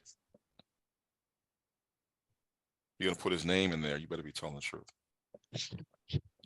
But it's not like the Messiah is saying, okay, in trouble. Is that what he's saying? Don't use Yahweh's name because then you can lie and not get in trouble. Is that what he's saying? No, of course not. Wow. But obviously, don't invoke his name over trivial stuff. Like, did you take my stick of gum? Who ate the last piece of chicken? You don't use his name for stuff like that. Right? Because then I will lie. I do want to lie and get away with it. I did eat the last piece of chicken. I don't want you to know. It's something stupid and silly like that. You don't use his name, but it was something really important, really, really important, and you really need this person to believe you. Listen, I'm not responsible for the loss. These animals are very expensive, and I understand that you're upset, but it's not my fault. And I swear in the name of Yahweh, I had nothing to do with it. Then that person has to believe you, and you're clear. But we shouldn't use his name for everything. Like I said, it shouldn't be trivialized when you invoke his name. It should be really big, really, really important. Is that clear? I hope I didn't miss or confuse anybody.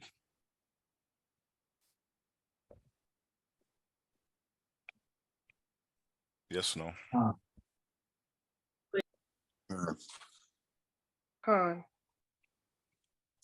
Okay, line 11. Well, ganab ya ganab. And if stealing, he was steal. If it is really stolen, if he really stole, magamo. From him. Ya shalom labaleo. He shall pay to the owner of it. He shall make restitution to the owner of whatever owner of that property.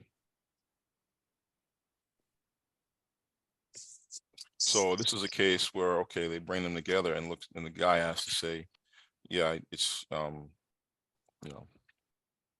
stole it. Then he has to make restitution for it. Line 13, tarap ya tarap, tarap ya tarap. Torn, it is torn. If it is really torn to pieces, okay, yabaho, he will bring it.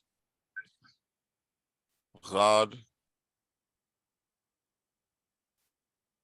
ha tarapa.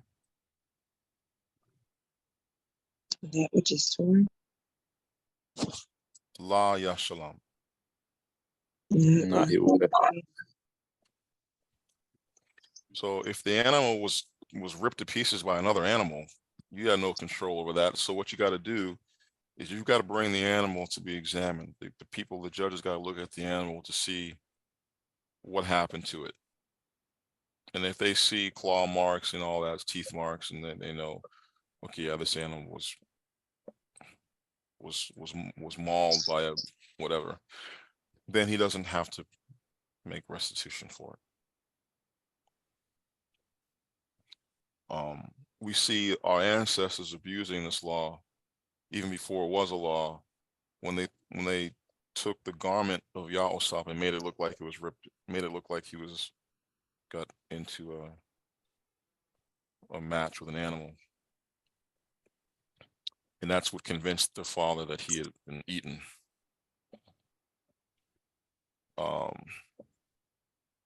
13.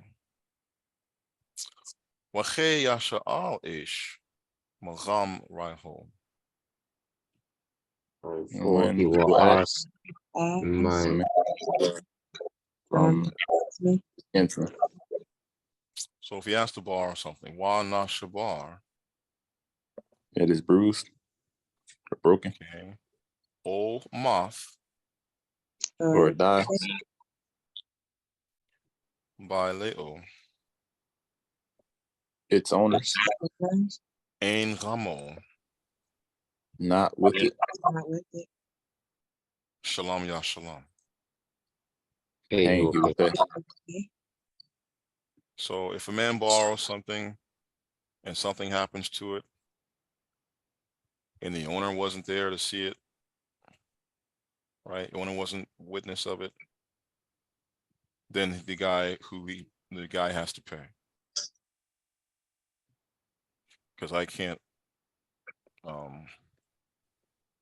guess in this case, the the deal was hold this for me, I'll be right back, or whatever. It's not long. And the owner stepped away, and when he came back, found out the animal had been injured or hurt. Then the other guy who borrowed it or who was holding it, I'm sorry, the one who let it, yeah, the one who's holding it has to pay. 14. Baileo, Ramo. If its owner is with it. If the owner is with it, La Yashalam. Not he will pay. Not he will pay. Shacher. Shacher is hired, right? Hired. Yep. Hired. Ho, if he hired it, Ba Shecharo. He came for his hire. Yeah. So what is 14?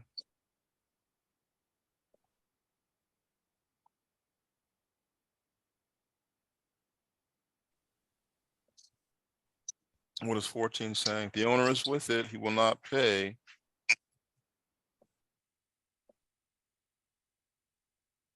Am shecher ho ba bashecharo.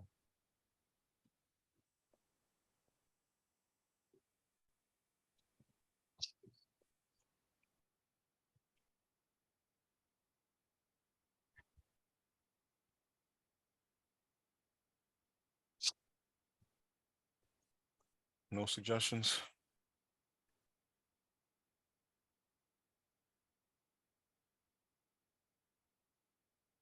If the owner's with it, then the one who's, supposedly holding it does not have to pay. And the owner simply comes back for his hire, what he lent out. All right, line 15. Line 15. This is a Wache Yapatha Esh Bathola. When he will entice, when he will allure a man, a Bathola. Unmarried woman. Bathola is not virgin because she can be married. A Bathola is simply a maid who is puberty age or above. And when we do prophecy, I'll show you that this word can't mean virgin, even though Christians want it to be that. It doesn't mean that. Because a Bathola can be a widow. How can you be a widow if you haven't had sex, if you're not married? So Bathola just means a woman above puberty. So if a man entices a woman of age, puberty and above, Ashar la Ashara. I'm sorry, la Arash, which is not taken. She's not forbidden. I'm sorry, she's not available to another man. Washacham Ramha. And he lies with her. Lies.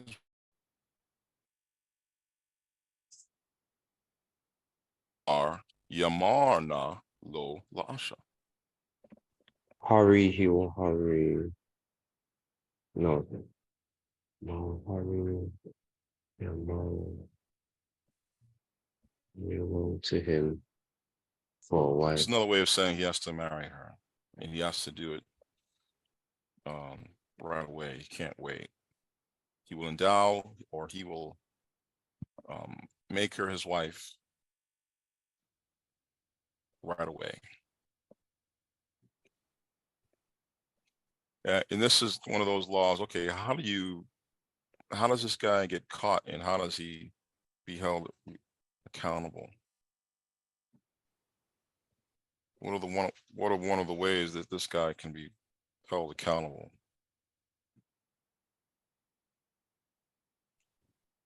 What if the Bathola goes back and tells dad? And what if the guy's been opening his mouth and telling everybody that he did this?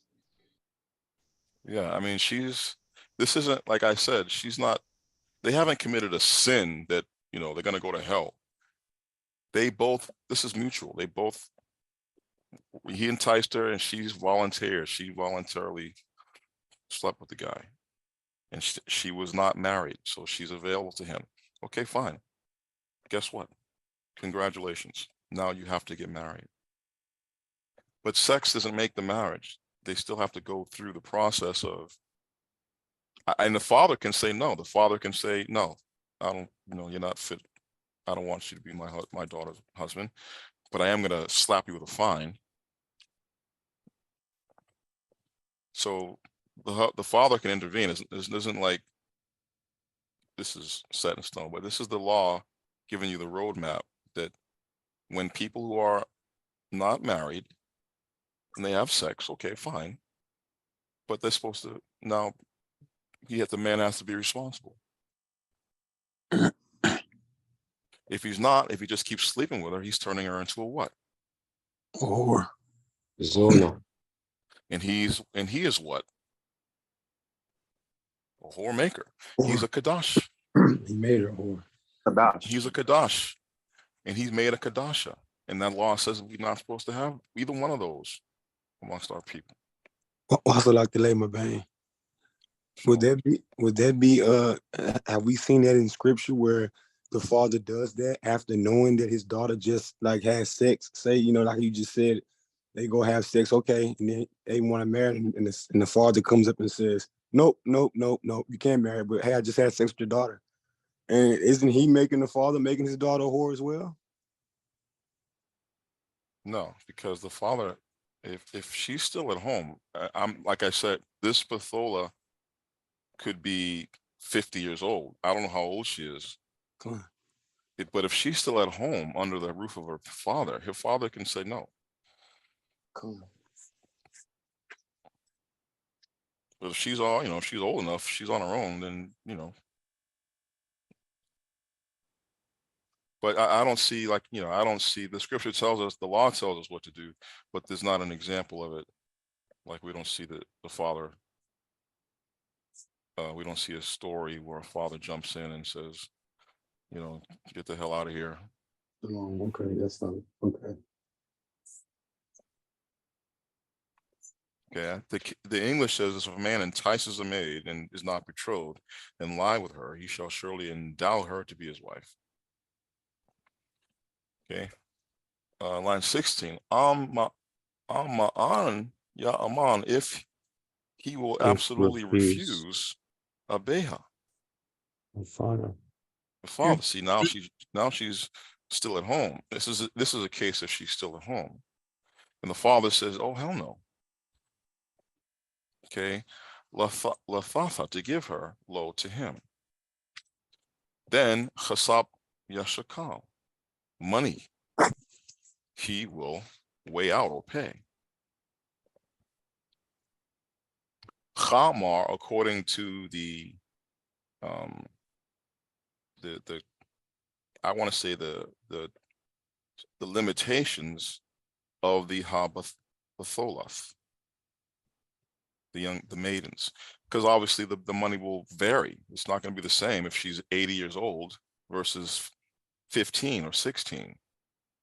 The father can't ask for a huge price if she's old, but if she's really young, and the father was, waiting for the Prince Charming to come around with this rich guy come around, here you are, some bum, broke. he doesn't want to give his daughter to you, but he also can't expect you to pay. You don't have, so it's going to change depending on how old she is. And I don't want to say what the going rate is, but that must have been the mentality. What's the going rate? What's the market rate for the age of the Bathola for the bride price?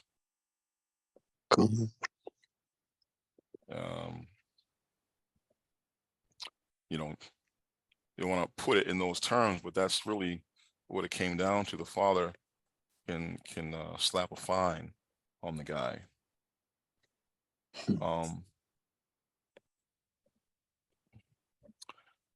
Next law.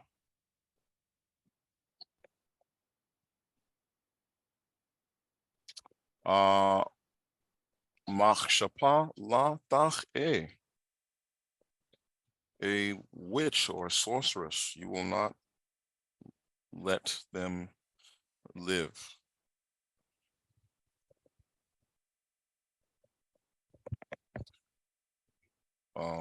Why is that placed here? Some would say because there's a connection between women who entice men and witches, I guess, but that's just speculative. I like Asha had the time to organize laws by theme and category. He just was writing them down as he was getting them. So here we have a law that tells us we are to put to death any woman that's engaging in the black magic arts or any of that crap.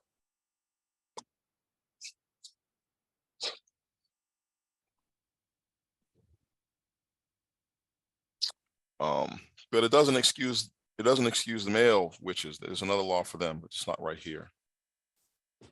18. Chal shecham gambama moth yamoth.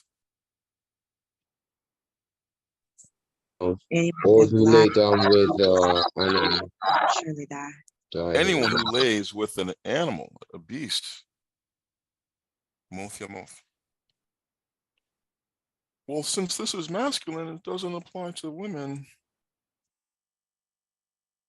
Because the shechab here is masculine. No, it's anyone. Anyone who lies with an animal for sexual intercourse, he or she must be put to death.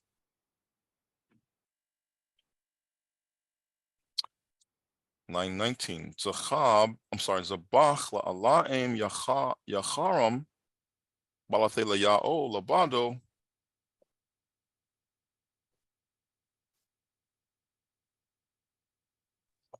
One who sacrifices. One who sacrifices to a god. For God. Yachram will be destroyed.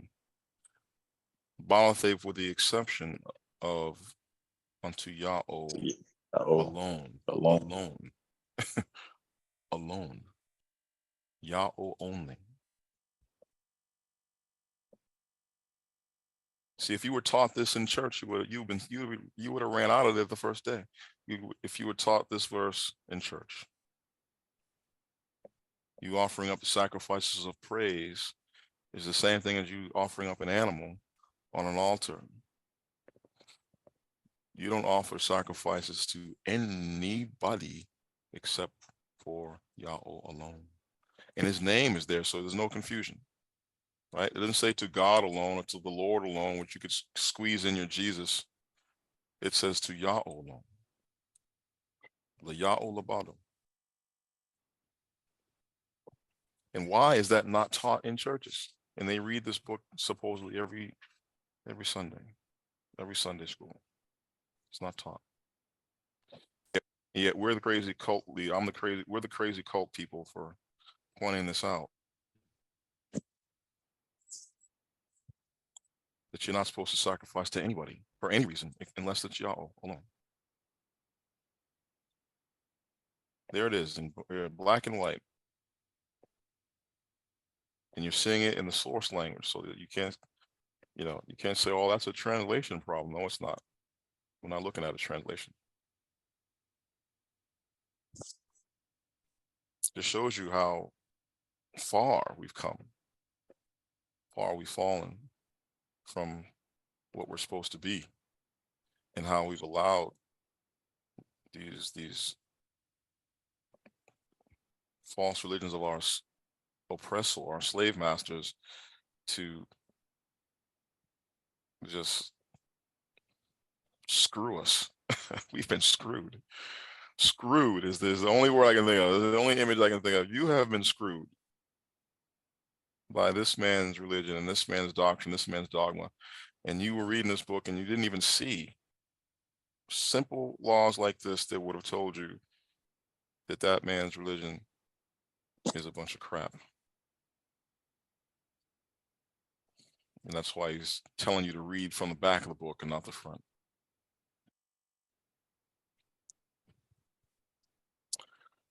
Uh, 20. Wagar la thona. Wagar la thona.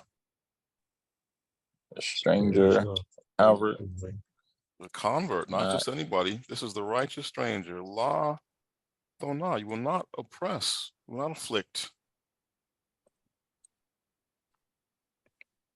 Right? So anytime, you know, they want to judge us because we let strangers amongst us, tell them, listen, man, have you read Exodus chapter 20, chapter 22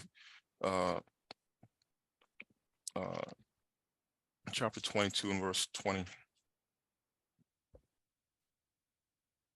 Because clearly you haven't, if you think we're not supposed to allow strangers to come amongst us who want to serve and worship Yah. Oh, that's not true.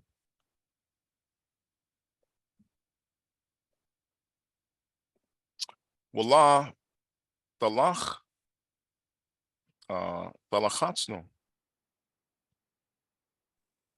Not you will oppress him. Not we will oppress him. He garen he etham ba'aretz Mitzrayim. For strangers you were in the land of Mitzrayim. For you were strangers in the land of Mitzrayim.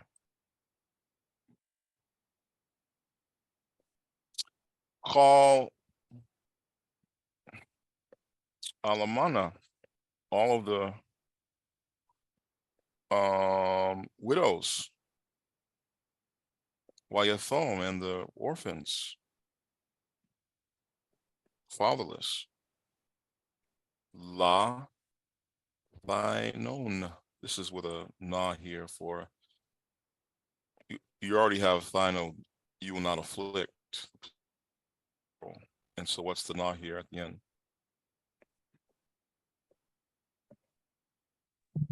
For emphasis. For emphasis.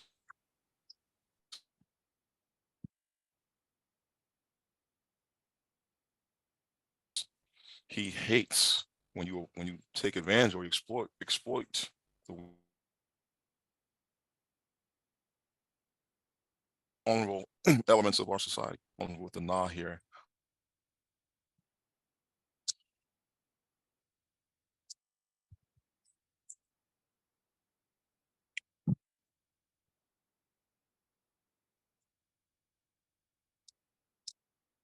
Press them.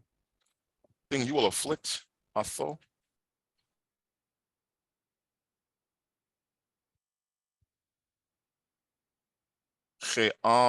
Psych, Yat Psych Ale. Whenever they will start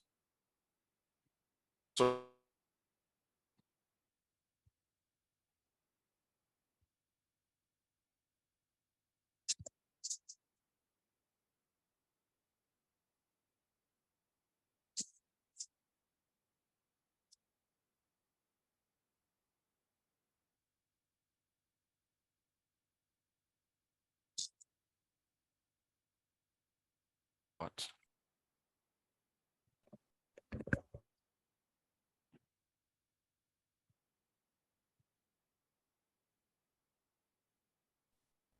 Is what?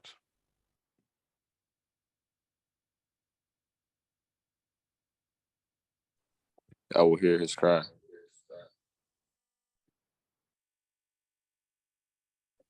No one? My bad. I think you cut out. Can you Cry. repeat the last His part? outcry. I didn't hear you.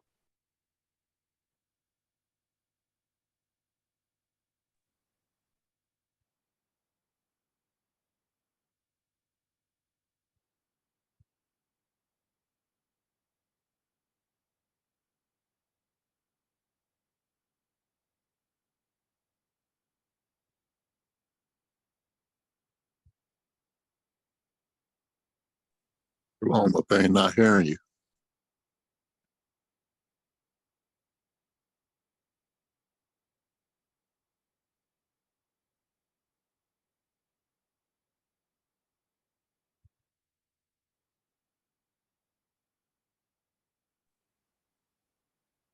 He just dropped My bad. off. I didn't hear you. Can you repeat the last part?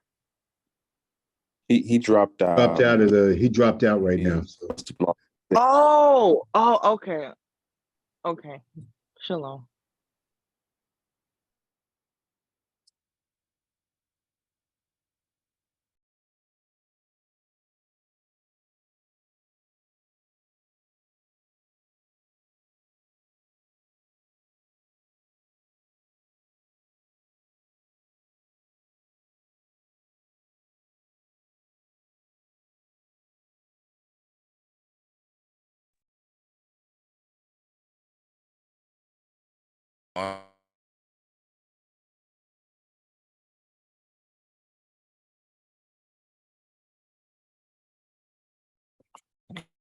Can anyone remind me where I got cut off? The very last part of line 22. I will hear their cry. Okay. Line 23. Wa chara ape, it will burn ape. My anger. Wa harakte, and I will kill Acham, you. Ba charab, by the sword. By the sword. Wa heo, And it will be na shecham, your wives. Your wives. Alamanoth, widows. Widows. Wa banecham, Your sons. And your Yafamim. Both orphans. Is that fair? Wait a minute. What did the women and children do?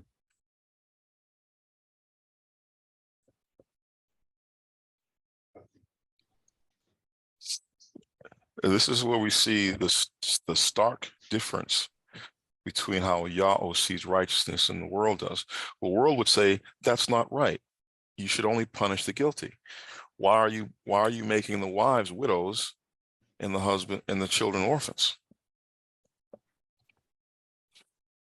But look at how this works.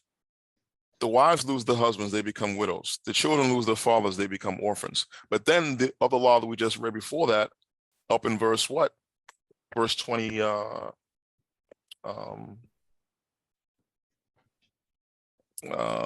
verse 21. No, not verse 21.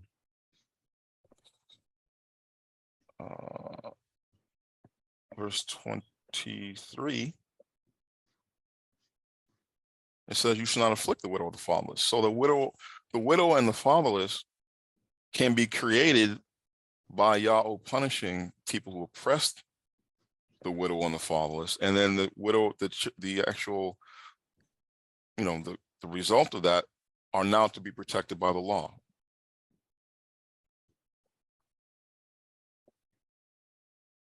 Everybody see that?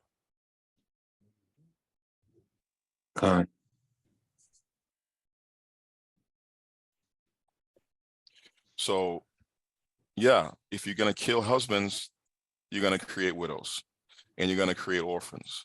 So that now the orphans and the widows have to be provided for and protected, and the law provides for that. 25. Chasap talo. If money you will lend. Afchame. My nation. Afchane ramcha. The poor with you.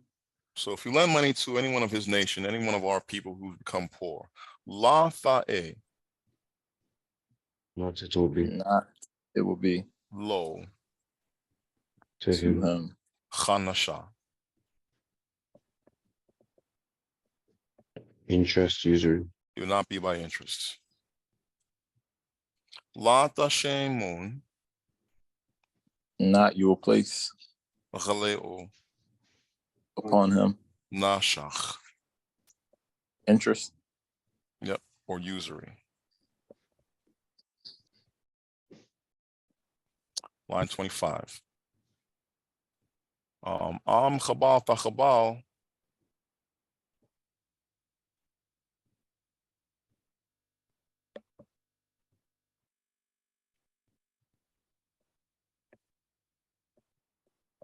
If pledging you pledge, Shamalath Raicha, garment of your the kinsman. garment of your neighbor, or your kinsman of the covenant, Chad Ba Hashamash, before To the the sun goes, Tasheb no Lo. you will you return will it to him. return it to him. So you said, okay, I'm gonna let you have a certain amount, and you're gonna give me your clothes as pledge. I can only keep those clothes during the daylight. When the sun goes, I have to give those clothes back.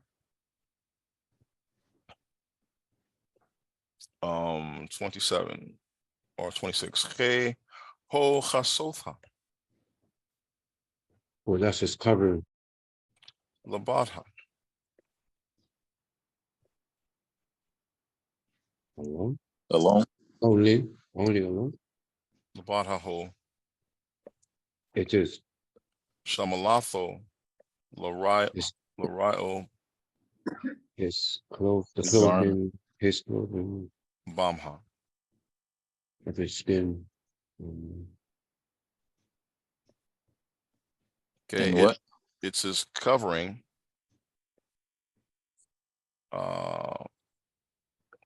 In it yashachav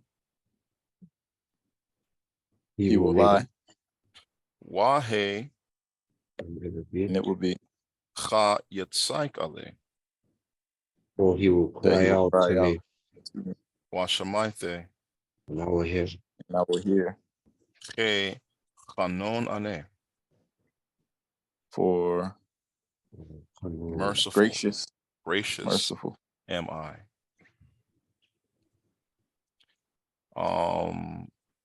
Allah, next law. Allah aim la takalal. The judge is not you profane. Okay. Wa nashe bagamcha la ta'ar. And the And the leaders of chiefs chiefs in amongst you, not not you will curse. cursed. Okay. So nashe and Allah aim, this is really synonymous. A nashe is automatically a judge. Allah aim. And you're not to curse them or cuss them out, or to ridicule them. You have to show them respect. That's if they're righteous. Obviously, you've got some guy that's wicked. This law doesn't save him from being ridiculed.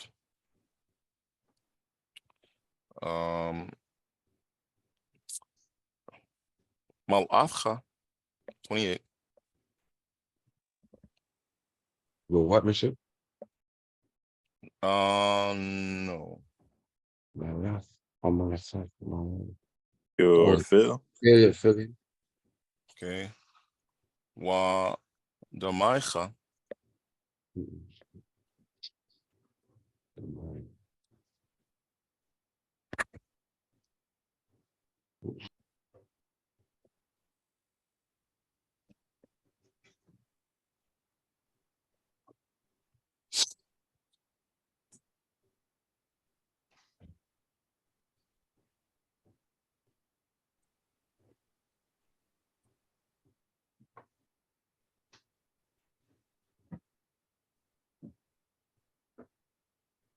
The mal'ah is referring to the fullness of your harvest, the ripe fruits, and the damai is referring to the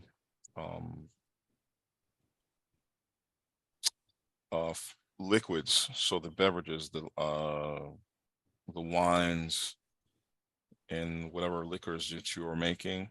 La ta'achar.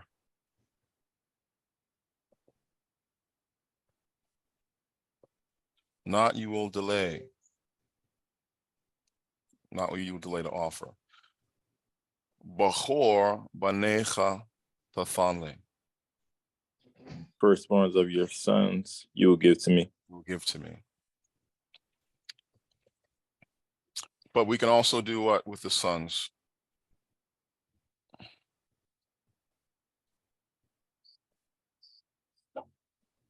Redeem them. Okay. All the firstborn belong to him, that we can redeem them with an animal. Okay, we're almost done. Last couple of verses.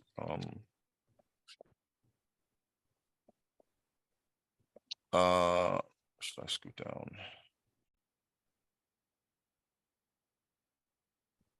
Yeah. Khan Thaisha. Thus you will do. La Sharcha. The minister. The two La Tza'ancha.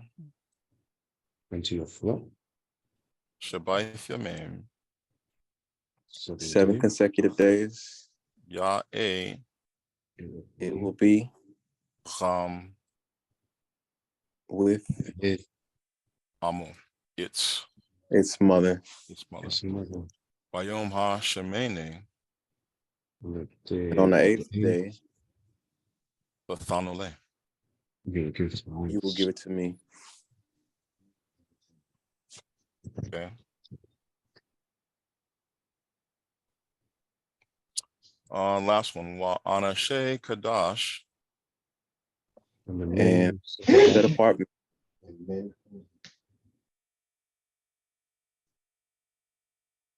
Tha'eon le. They will be to me. Bashar Bashada. In the flesh. In the food. Tarapa. Torn. La Tha'achalo. What you will not eat. La Chalab. To a dog. Bashalachon Atho. He will cast it. So if it's meat, it's not holy. You should be holy to me. If it's meat to be eaten, if it's been torn, it obviously can't be offered, and neither should you eat it. It should be tossed to the dogs. Okay. Anashe Kadash Tha'eon. Holy men you will be to me. The flesh of the field that is torn, not will you eat it. To the dog you will cast, Bashalachon, you will cast it. And that's the end of chapter 22. We finished Thorah 22 today. Any questions?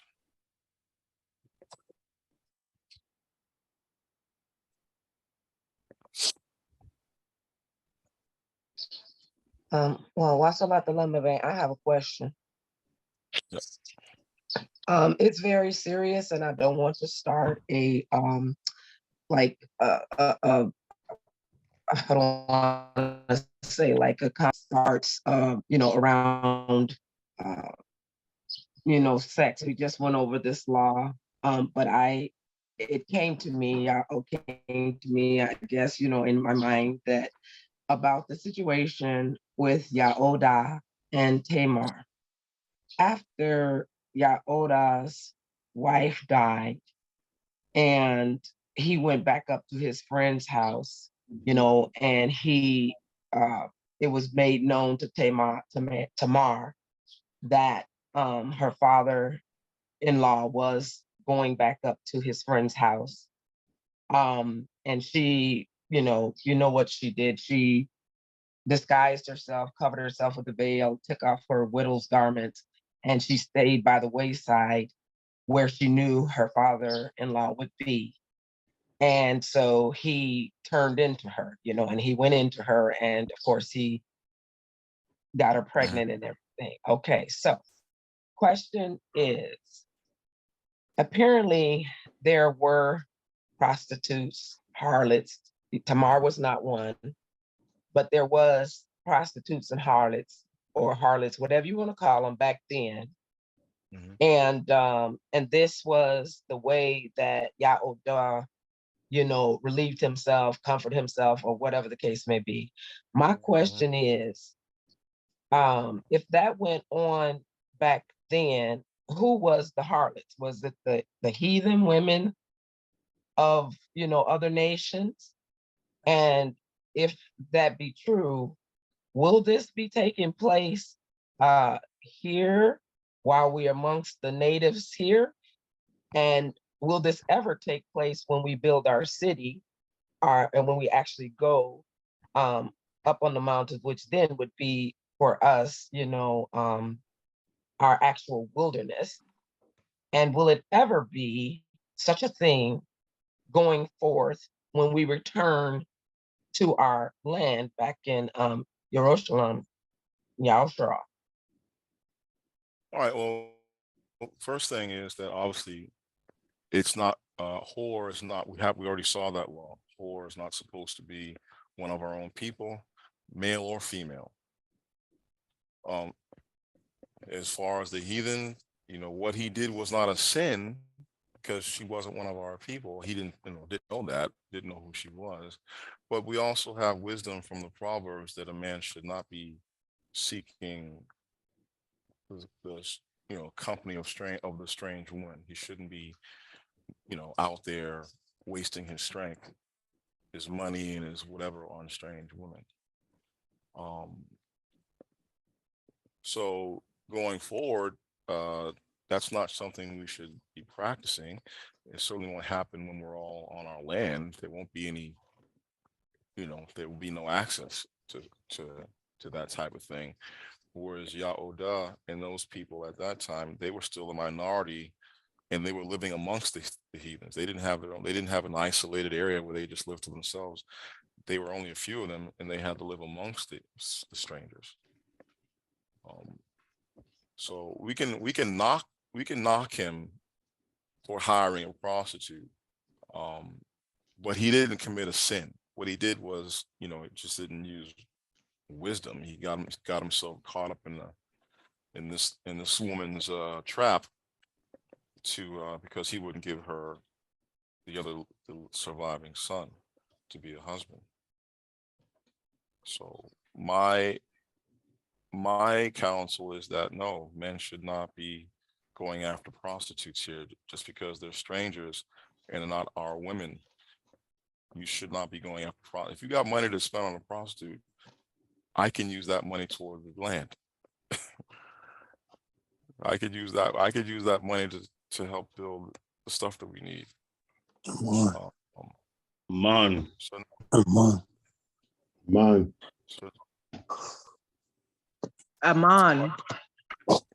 Aman. Shalom.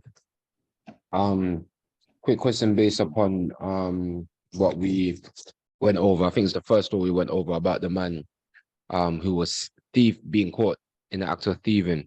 Yeah, he ran into someone's house and he's in the act caught in the act of thieving, and it's at night, and the owner can strike him, the thief dies, and the owner goes scotch-free. But if the sunrise comes and he kills him after the sunrise, then he's going to be punished. What happens if the thief comes during the daytime? Because some people are brazen like that. They'll run it. Doesn't say if he kills him after sunrise. He can't kill him after sunrise. If he lives until daybreak, then he can't be killed. He just has to be forced to pay. And if he can't pay, he's turned into a slave. All right. So does that mean in the nighttime he can be killed, and the killer is not going to be punished for that? All right. So when it comes down to that law, it seems like it's presuming that the thief is coming in at the nighttime, and you're catching him doing this act during the nighttime. What happens if it's during the daytime? Like, same thing. If he's caught in the daytime and he's killed, he won't be killed either. The killer won't be punished either. Okay. All right. Yeah, that's what I want to know. Shalom. If he survives that ass whooping, he has to pay. He has to pay, or be turned into a slave if he can't pay. So that's how I was gonna ask. You can never just intently kill him. We just gotta bang him up. You can never just go and kill a thief. Like if he steals something, I can't just say I'm finna hurt him to kill him. It's just like a regular duel, and then if he dies, you know, is there ever a part where I can just intently kill a man that stole something? Like I want to kill him if he takes something from me, not just I hit him with a rock and he just accidentally dies or something. Yeah, I would, the judge, if you tell the judge, listen, I caught this man stealing a loaf of bread and I killed him. I don't think that's something you want to tell the judge. I wanted to kill him because he stole a loaf of bread out of my cabinet. Crime match the crime. That's what I'm trying to get to. Crime must match the punishment. Like if you gotta hold back on I guess a thief. I guess you gotta kind of hold back. But if you say, look, we got into it and I hit him, I didn't mean to kill him, but he's dead because we got into a fight and he was fighting me, I'm fighting back, and he died. It wasn't intentional, and he died. The judge might say, okay. Come on. But if you tell the judge, listen, I wanted him to die because he stole a loaf of bread, I don't think the judge is going to be too happy about that, and I don't think you're going to go away unpunished. Okay. But what happens if you state, look, I've got wife, I've got kids, I've got that in my house, I see a strange man in my house. The only thing I thought about, in protection of, because this isn't like a thief from your shop. If you have a shop out there and you're trading, that's a different thing. But if this is in your own house, I mean, what else are you going to think? But this is a danger, immediate danger I need to deal with. Yeah, I think the judge will look at that like, okay. Okay. But don't tell a judge I wanted to kill him because he stole my Nintendo. I was kind of saying like y'all showed Nashay, just like in my home, like like danger. You got kids, somebody come in your home, they think they can take. Yeah, say I was afraid of my safety, my wife and my children, and I had to eliminate a threat. Come on. Don't say he stole my Nintendo or whatever. Stole my fishing rod. Shalom, Mabinos. I had just one more question because I know there's people with their hands up. Just one more. So quick one. So on the last law that we went through, right? Obviously, in the situations we are in right now, we haven't got our own land. We're not growing our own thing. And when it comes down to put it this way, if you go to the shop and you're buying the meat or things of that nature, there's no real way to tell how that was raised. So with regards to this law, I tell everyone that until we are growing your own food, you know for a fact how that animal got to your plate, I wouldn't worry about it. Unless you just choose not to eat what they grow, okay, fine. But I'm not gonna expect people to be, can I go back into the kitchen and see how you made this before I eat it? We're still, even though we're in the wilderness, we're still not on our land yet. We're still not growing our own food. We don't even have our own clothes. We're still wearing, I'm still wearing Adidas friggin' sneakers. I mean, should I be wearing Adidas and Nike and fucking Reebok and all that? Reebok. No, I don't know how to make sneakers. I don't know how to make shoes. Once we start making our own clothes and doing our own stuff, then we could say goodbye to all these things. But until then, what are you gonna do? You're gonna. But this further just exemplifies how important it is that we need to get our land and we need to, start really doing for self and as soon as possible, Exactly. That's why he brought us here and didn't put us on the land right away. The scripture says that we be living in these villages first before we go to the land. So there's a transition, even when you get to the wilderness, to where you get to the part where you have your city in the tabernacle.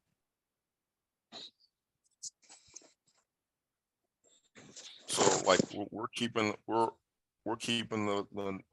laws of Nadah, even though we're not doing the full law because there's no tabernacle. There's no, after the woman's Nadah is over, she's supposed to go and wash and be declared clean by the priest. There's a procedure there that's we can't do yet because we don't have it. So what are we doing? We're doing what we can do until we have the other things that we need. Come on. Come on. We're gonna be know he will give us the rest of it once he sees that we're putting our foot forward. We're not just sitting on our ass. We're actually, pushing towards that. Then he will give us what we need. But why would he do that if you're not even making an effort? Mhm. He wants us to be wealthy, not so that you can be fools, but so that you know what that money is for. Who else has got their hand raised? Zara. Yes, I had a question about what the Torah says about rape, or because I know there was the incident between Amnon and Tamar, but God didn't enact judgment in that situation. Yeah, the rapist is to be put to death. Okay. The problem with the situation with Tamar, she did not try rape. She didn't even accuse him of rape. Okay. She didn't go through those process. It was simply her weeping, and she just whispered it to her other brother, like, she raped me. And then he's the only one who knew anything about it. And then, eventually got out, but it wasn't like she was like screaming for justice. If she had done that, then it would have been out. It wouldn't have been something that even David stopped. It would have been in the hands of the priests, the judges. They would have said, "Listen, dude, sorry, but your son's got to go. We have a law." But she didn't do that. Okay, so that's why then Absalom felt pressed to do what he did. Yeah. Obviously, he didn't also want to see us. He didn't want to see one of his sons put to death. I felt that story makes me angry. Makes me want to hurt him. I want to hurt him. But yeah, that's why he knew bad things were coming because of what he did with Oriao and Shabath, and Yahweh told him that I'm going to bring war to your family. So he knew that these bad things were going to come, and he's just sitting there like, what do I do? Sitting duck. Yeah, sitting duck. He's simply bracing for the storm. He doesn't know what's coming, but he knows it's going to be bad. Okay.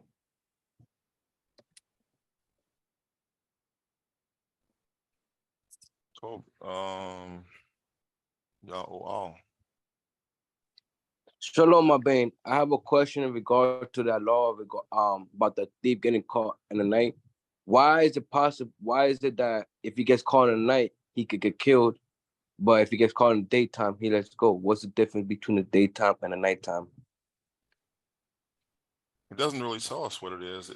The law is simply saying you have until the nighttime, if he's killed, not to be held responsible for it. But if it's in the daytime, then the judges are always going to look at that and see what was going on. What was the motive to kill him? Was it was your family really in danger now? Because at night you don't know. It's dark, you can't see. You have to assume the worst, and you have to assume the worst if it's dark and what's he doing in my house? But when it's daytime, that lessens the danger, right? Now your wife and children aren't so vulnerable anymore. There's light, they can probably leave the house or whatever. So why did you have to kill him? What was the reason for him to be killed? And it better not be like I said, well, he stole my bubble gum and I wanted him to die. I just think we all in that my screen mind because America, somebody breaking your house, you can just shoot them, blast them away. I think everybody just in that my screen form thinking, you want to shoot somebody. So, my bad, I just have a quick question. Basically, what the law is doing is trying to prevent people from murder, right? So if someone breaks in your house at night, we don't know what their motive is. We don't know if it's safe. We kill them. We're in the right because we don't know. But in the daytime, we see them take something. And then we're Yeah. just like, oh, he took it, so I want to kill him. But that's a different like heart posture, right? Like wanting to kill someone because they took your stuff and not knowing what they're doing and killing someone. Like, because like wanting to kill someone, that's what murder is, right? Like, I want this person to die. Like, that's murder, right? Yeah, and it's not a good reason. Yeah, you're right. There's Okay. difference. The difference. In the Okay. nighttime, you have no idea what this guy's up to, and you have to assume the worst and protect your family. But in the daytime, okay, there's everything can be seen now. This guy's not, you can't hide, and you see not what he wants. He's after your Nintendo. You see he's walking out with your Nintendo. That's what he wants. You don't kill him over that. Yeah. You can beat his ass, but you don't kill him. If he has your wife by the throat in the daytime, that's different. If he's walking out with your TV, that's not a reason to kill somebody because they got your television. Yeah, sorry.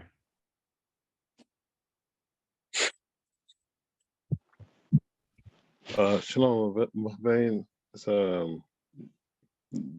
Yalkanan on Yashikar. I'm sorry, I just had to. So I don't have a question. I just wanted to give a praise report. If that's okay. For your teaching, Thorah for the accuracy of Thorah that you've shared. The other day, I was looking at the news, and there was a man who was adopted by a Black man and a white woman in Germany. And this young man grew up and had a draw towards the military. And he excelled in the military to a 1-star general.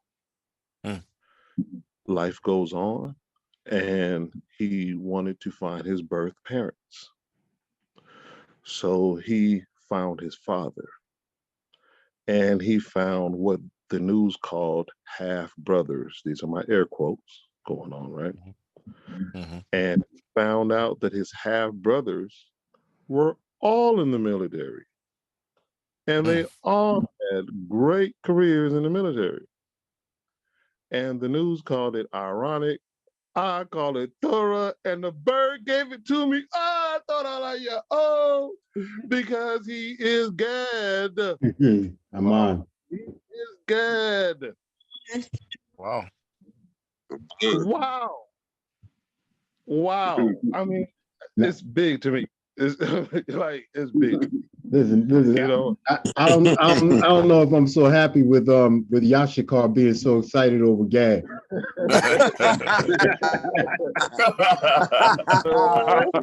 No shit. But I mean, it's so nah, that was wonderful. beautiful. That was beautiful. That was so. I mean, doubt him if you want to. I mean, like, the slaughterhouse is open for anyone who wants to. Doubt Yao is definitely with you, and I'm so humbly pleased. And it was another thing too, but there are. Oh yeah, one thing I wanted to say. What in the presence of Maspika, like, please, like, the rabbitous bird is very approachable. When he says, "Did you understand?" Please speak up and say, "No, I did not understand that." I want more clarity. If not, then do not say anything, because we don't want any more pressure or weight on him, because he has a lot going on. It's not that he doesn't care. It's not that he doesn't love you. It's not that he doesn't anything like that. He will not scold you. if you disagree, I'm sure he just won't insult you or get mad at you. You know, but when he extends his hand and says, or is there clarity? Like, please speak up. Just please speak up humbly. Please speak up, please. And that was all that I wanted to say. Shalom. Shalom. Shabbat shalom. Come on. Yeah, what I'm getting Shalom. now, Shalom. it seems like people are trying to find, like, they can't criticize, or they can't debunk, so they try to find stuff from my past. Like, I wasn't always the ravenous bird, dude. So, okay, you know, you were in jail. Yeah, I said that. Well, I never really did time, but I did have my run-ins with the law. I saw a picture of you with a yarmulke on your head. Yeah, you were a Jew. So what? You So effing what? you have a heathen wife. You have heathen children. I mean, okay. You know, they think I've been this ravenous bird from the time I was born. No. You played that wicked football. I played that football, yeah. Yeah, you wicked man. You lift weights. You're evil. Masha was a matrem and a murderer before he became who he was. Oh, I got to put murder on my belt, under my belt then. No. I gotta add murder to my resume because I'm not quite there yet. Anybody You else? sacrifice.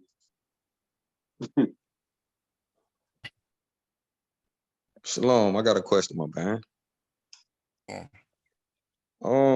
About verse 27 when it's talking about don't like I guess talk down to the Nashaim. And you said like if they unrighteous, you know what I'm saying? Like you can pass judgment on them, I guess. You know what I'm saying? So the word that they what was the word that what's the word in our language for like criticize or ridiculing? Alarm. Alarm. Alarm. Khalam. Okay. Kalal. Khalal. Okay. So Is that to curse them as well? Yeah. Yeah. Okay. Shalom. The word for curse is arar. Arar.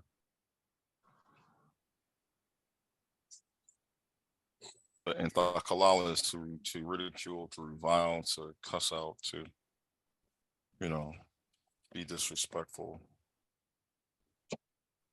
Yeah, it doesn't protect the wicked. It's meant to protect the ones who are really doing their job. Come on. Okay. Anybody else?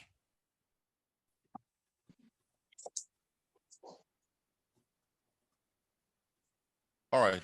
The book of Ya'ol, chapter 1. I'm going to do the whole book, but not today. I'm just going to do the first chapter. It's a very important book. We've done bits and pieces of it over the years, but we've never done like a whole study of the whole book. Since it's only 3 chapters, I'm going to take some time and go through it chapter by chapter. So today we'll look at chapter 1, line by line, so that we are crystal clear about what this particular prophet has to say. I'm sorry, what's about the labor bang? You said the book of Ya'ol? Yes. Okay, shalom.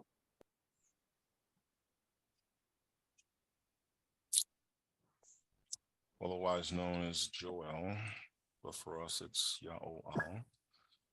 First line, the bar Ya'ol Ashar Hey Al Ya'ol Ban Pathoal.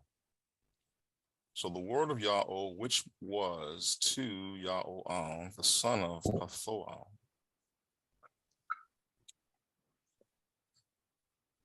All right. Line 2. Your miles are off. Listen to this. Hazakanim. You who are elders, the ones who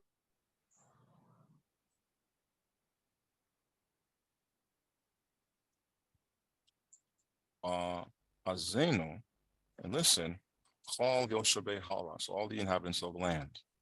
So his message is being directed towards all the inhabitants, but especially he mentions the elders first. Ha Hethe. This is an interrogative ha, and then Hetha is the verb in feminine third person singular was. Ha Hetha Za'ath Bayamecham. Has it been this in your days? Bayamecha. Wa'am, and if Bayame in the days Abathechem of your fathers. So what this prophet has to say is so important that what? It hasn't what?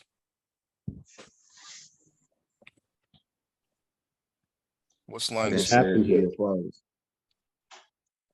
Line 2 is telling you that you elders, everyone in the land, what I am about to tell you, has it ever happened in your days, or has it ever happened in the days of your fathers? Rhetorical question. The answer is no.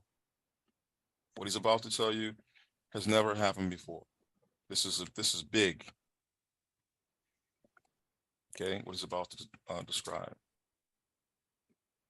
Galeha, about it, Labanecham Saparo. About it to your children, Saparo. Tell it. Tell it. They will tell. Labanecham, and to their children, Labanecham, to their children. Your children to their children. So that's 2 generations now. Labanecham and their children, Lador Akhad, to the generation after, or the next generation. That's 3 generations. So line 3 is important. Line 2 tells us that this message is big. I'm about to tell you something that's never happened in your days or in the days of your ancestors, but I want you to tell your children, and I want your children's children to tell their children, and their children to tell the next generation. So that's 3 generations later. So the prophet's telling you that what he's about to tell you is going to start to happen 3 generations from now when he's writing. Okay, Yathar Hagazim, that which is left. Hagazim is a type of locust. Achal has eaten Arabah, another type of locust. Wayathar, and that which is left. Arabah, another type of locust. Achal is eaten up by Hayalak, another type of locust. These are 3 types of bugs, 3 types of locusts. Wayathar, and that which is left. Hayalak, that which is not eaten by the Yalak. Achal is eaten by Ha-Chasel, another type of locust. So there's 4 locusts here, and each of them are eating something in succession, 4 waves, one after the other. So the largest consumer is the Gazam, that he gets the most of the whatever they're eating. Then the second largest consumer is the Arabah. Then the third largest consumer is the Alak. And the final consumer, the one who gets the least amount, is the Chasea. Okay. We don't know what this means yet, but he's telling us that it has something to do with a succession in 4 waves of an insect or a bug, symbolic of people, obviously, it's going to devour something. Line 5, Haketso. Haketso. Haketso, what's Haketso? It's imperative, second person masculine plural. What's the end? That wake up. Wake up, Shachorim. The ones who are inebriated, the ones who are drunk. Wake up, the ones who are drunk. Wabacho. And cry and weep. Wahelalo and wail. Chashate, all the ones who drink yang. Wine. Gal, rases, about the freshly squeezed juice or the new wine. Hey, nacharath mapechem, for it is cut off from mapechem, from your mouth. Now, line 5 isn't just there for poetic reasons. Line 5 is also important. We have to look at it carefully. When are people getting drunk? And when are people, indulging in these vices to be inebriated, to be intoxicated? When are they usually doing that? At night. Celebrating or either celebrating or mourning. Or mourning. Celebrating or what are when most alcoholics celebrating life? What are they really trying to do? Hide their pain. Get rid of their problem. Numb their pain. Right. They're trying to get away from the problem. So when they're telling you to wake up, drunkard, they're talking about people who are already trying to cope with some problem. Right? They are trying to cope, and they're doing it by indulging in vices that help them hide or pretend that there's no problem. They need to wake up because now they're going to be faced with a real problem. Put away their wine and whatever it is that they're trying to use to sedate themselves, because that is no longer going to work. With what they were doing to cope with whatever problem they're facing, that's not going to work anymore. Line 6, Che goe gala, for a nation or a people has come up. Gal aratse, on my land. Upon my land. Upon my land. Ratzon, Strong. mighty, strong. Wa'en maspar. There is without a number. There is no number. So now we got to ask ourselves, okay, the prophet is telling his generation to brace itself, because in 3 generations into the future, there's going to be a disaster. A people, a nation is going to come up upon the land, and that people will be mighty and without number. So now we can place this prophet in time, because we know he was alive during at least the periods of one of the temples, the first or second temple. The third temple would be too late. But the enemies who came against our land, we know them. They were the Assyrians, and after the Assyrians were the Babylonians, and after the Babylonians, they were the Persians. After the Persians, they were the Greeks. All those armies, all those nations had armies that you could number. Right? The Assyrians put 20,000, the Babylonians about the same number. The Persians didn't really invade us, but they didn't put an innumerable number of people on the battlefield, nor did the Greeks. The Greeks were up to about 20,000 soldiers whenever they were marching out. What was the army that came on the scene on our land that literally we could not put a number to it? It was just so many of them. The Romans. The Romans? The Romans. They just kept coming in waves. Not only that, but the legions didn't have a number. If you look at the literature, they can never pinpoint exactly how many soldiers were in a legion. It was sometimes 4,000 or 5,000, 6,000, and plus they had auxiliaries added to that, and cavalry and infantry and other. It was like this friggin' thing didn't have a number. The legions were massive, huge. That's what made Romans so powerful. Their armies were the largest armies the ancient world has ever seen. So what am I saying? I'm telling you that this prophet was living 3 generations before the Romans came against our land. Because he's not talking about the Assyrians, because their armies could be numbered. He's not talking about the Babylonians, their armies could be numbered. He's not talking about the Persians or the Greeks. He's talking about the Romans, whose armies were, it seemed like there was no end to how many soldiers were in these damn legions. Sheneo, their teeth. Shene are the teeth of a lion. Teeth of a lion. Okay, now that you would think, okay, that's pretty mundane detail, but the lion is the king of beasts, right? The lion is, and you only see his teeth when he's about to roar, and those teeth, those giant canines, those 4 of them are really to hold prey down. So that tells us that this army is going to be armed with superior weaponry. The king of weapons, just like the lion is the king of beasts.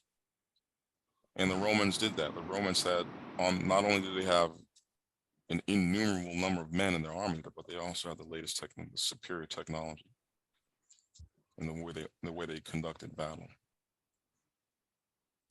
While Mathalioth labelo, and they had the jaw teeth of a great lion. So if you study a lion's skull, you'll see that they have about 30 teeth. We've got those 6 incisors that are small, 6 between those 2 giant fangs on the top and 6 between the other smaller 2 fangs at the bottom. And then they got these molars going in the back. So these teeth, why is the prophet telling us to compare these people to the teeth of a lion? When a lion gets to a certain age, right, some of those teeth wear out and they no longer, he starts to use his gums as he gets older. And that's what happens. You have the young lion has these massive fangs, but then the great lion, the one that's old, he's still a threat, but his teeth have been worn down. And he's really using them. He's really he really depends on the other lions to catch the prey, and he's lucky if he gets what's left over. That's the analogy that we're supposed to take away from this. Line 7, Sham Gapane. He has placed my vine, or there is my vine. Okay, what else? What else could that be? The name of my vine? Name.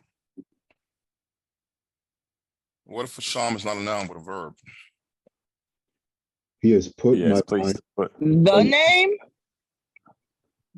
No. What if this word sham is a verb versus a noun? There. He has named my vine, or he has placed my vine. He has made. Made. He has made my vine la shama, to a desolation. Desolation. This people. That's why it's 3rd person singular, because goe is 3rd person singular. It or he has put my vine to desolation. Watha anathe, in my fig tree. Okay. La katsapa. For what? A ruin.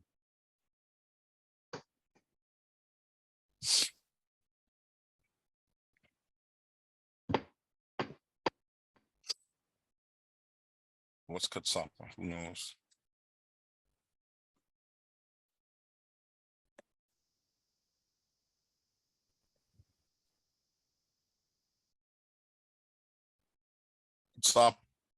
Katsapa is the noun for when you bark a tree. So he's made his vine to desolation, and his fig tree, he's completely barked it, taken all the bark away. Chashapha.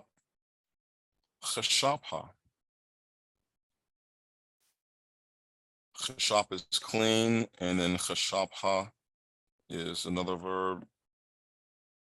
He has cleaned it, with a suffix there for 3rd person feminine.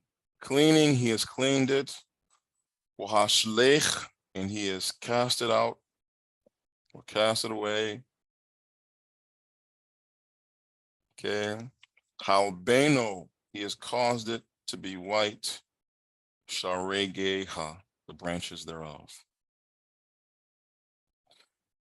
So the analogy of the vine and the fig tree, that's symbolic of our people whenever they are planted in the land.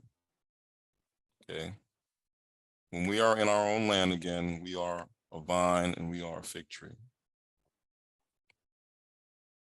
But this army, this people are going to come and strip us bare, strip of us all of our bark and leave us completely naked. And then they are going to halbeno sharegeha.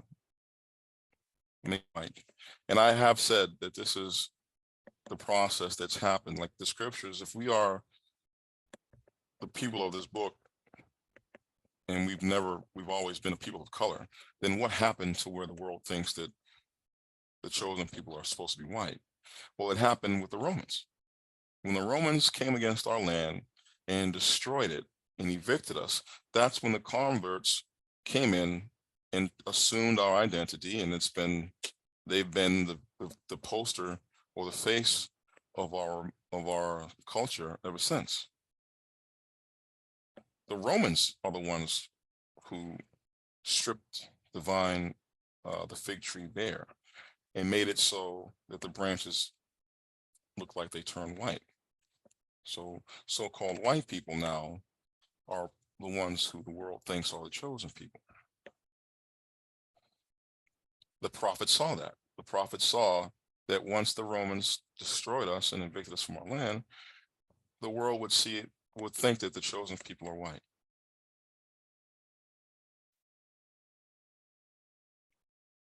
Line 8, Ale.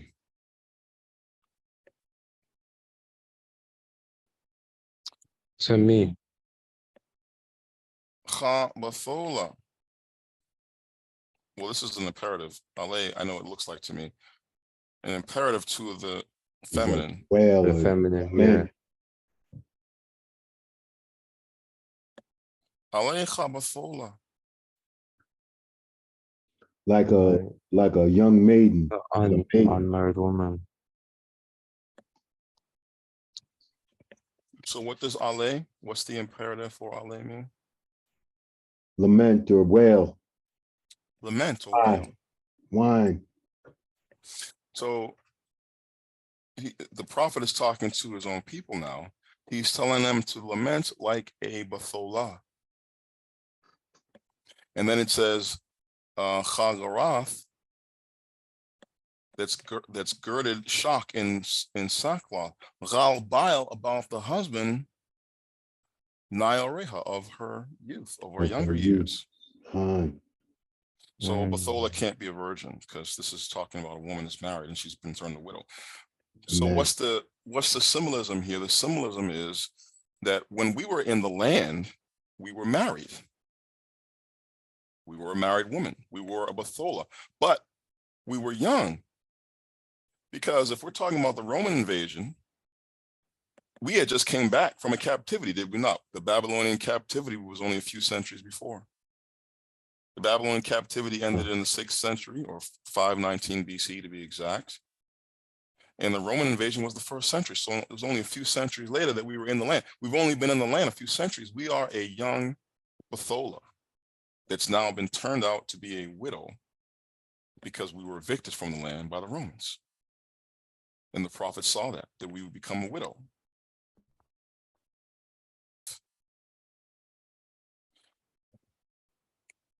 So he knew that there was going to be a captivity. He knew that we would come back from it. And he also knew it wouldn't be long before we'd be kicked out again. And we would be like a young maiden that's been turned into a widow. And we are now to be mourning in sackcloth. That's also symbolic. Sackcloth is black, is it not? Come on. And that's been symbolically, that's been the plight of our people. We are black people. We are stigmatized and oppressed because of our color. right? I mean, that's, if you ask people, it's because of our colors. It isn't because, oh, he stole my car or he did something. No, it's because you're black. And that's the curse. The prophet saw that we would be turned into a widow, and our oppression would be largely based on the fact of our color, because we're black. That's how he used racism to oppress us, to punish us. Racism isn't some, man-made thing. Yahweh made racism. He uses it. And he uses it to punish us. Line 9. Hacharath mancha. Wanasach mabeit Yahweh. Cut off is the meal offering and the drink offering from mabeit Yahweh.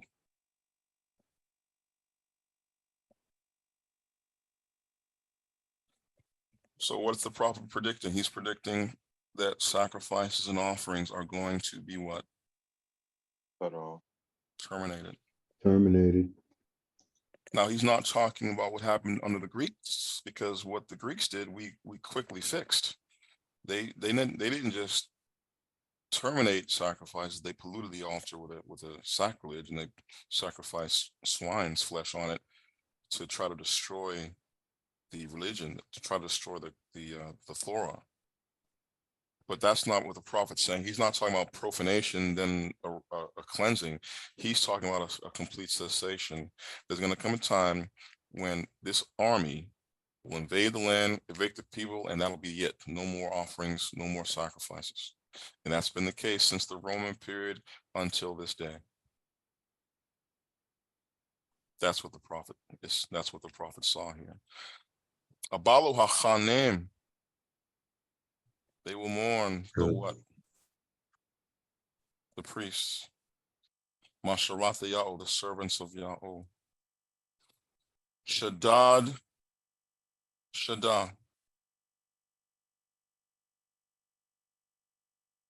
Decimated is the field.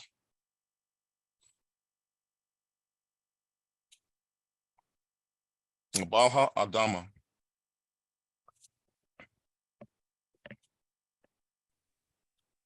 Has mourned it. And she mourns the land, or it mourns the land. I'm sorry. Balha Adama mourns the land. Shaddad, or decimated, Dagan is the grain. Obesh, dried up, is the Therosh. Therosh is a reference to new wine. Amalal Yatsar, languished, is the fresh oil. Yatsar is the fresh oil.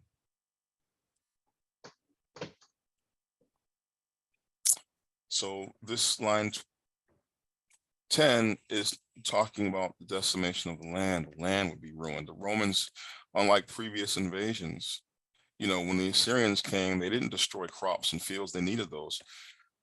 So did the Babylonians, the Persians, especially the Greeks. They didn't, but when the Romans came in there, the Romans destroyed villages, destroyed trees. They ripped up all the trees. They ripped up all the grass, everything green, because they weren't just trying to get supplies for their army. They were trying to starve the people and make sure they didn't have supplies. They were trying to choke them into submission, make sure they couldn't put up a fight, and and make sure their siege wouldn't last. So the Romans were the first time you saw an army come into the land and just rip it apart, destroy the land, disfigure it, the land.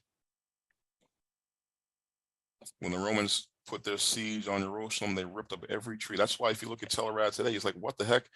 Where are the trees? The Romans ripped up all the trees, and they used them to make their battlements and their siege engines, and to keep us from being able to find food. They ripped up all the trees. But if you go to the Jerusalem in the north, this is the one that everyone thinks is Jerusalem, there's plenty of trees all over the place.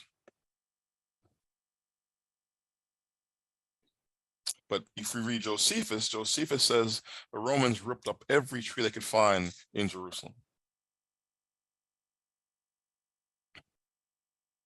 And that's what you see in Thorah. There's no trees. But if you go to the one in the north, at Jerusalem of the north, there's trees everywhere.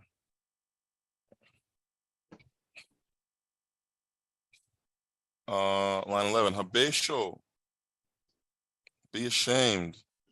Acharim, husbandmen. Well, the vine dress. Yeah, the husbandmen. Helelo, howl. Charamim, the vine dressers. Gal chata, about the barley. Or I'm sorry, the wheat. Chata is wheat. Wagal shira, and about the barley. For Abad perished. Katser, the harvest, Shada, of the field. So this is an army that was decimating the actual land. Line 12, Gapan, the vine, Hobesha, is dried. Wahatha'ana, and the fig tree, Amalalha. Withered. Ramon, the pomegranate, Gam Thamar, and also the Thamar, the palm tree. Wa Thapoch, this is the word for apple here, if you don't know it.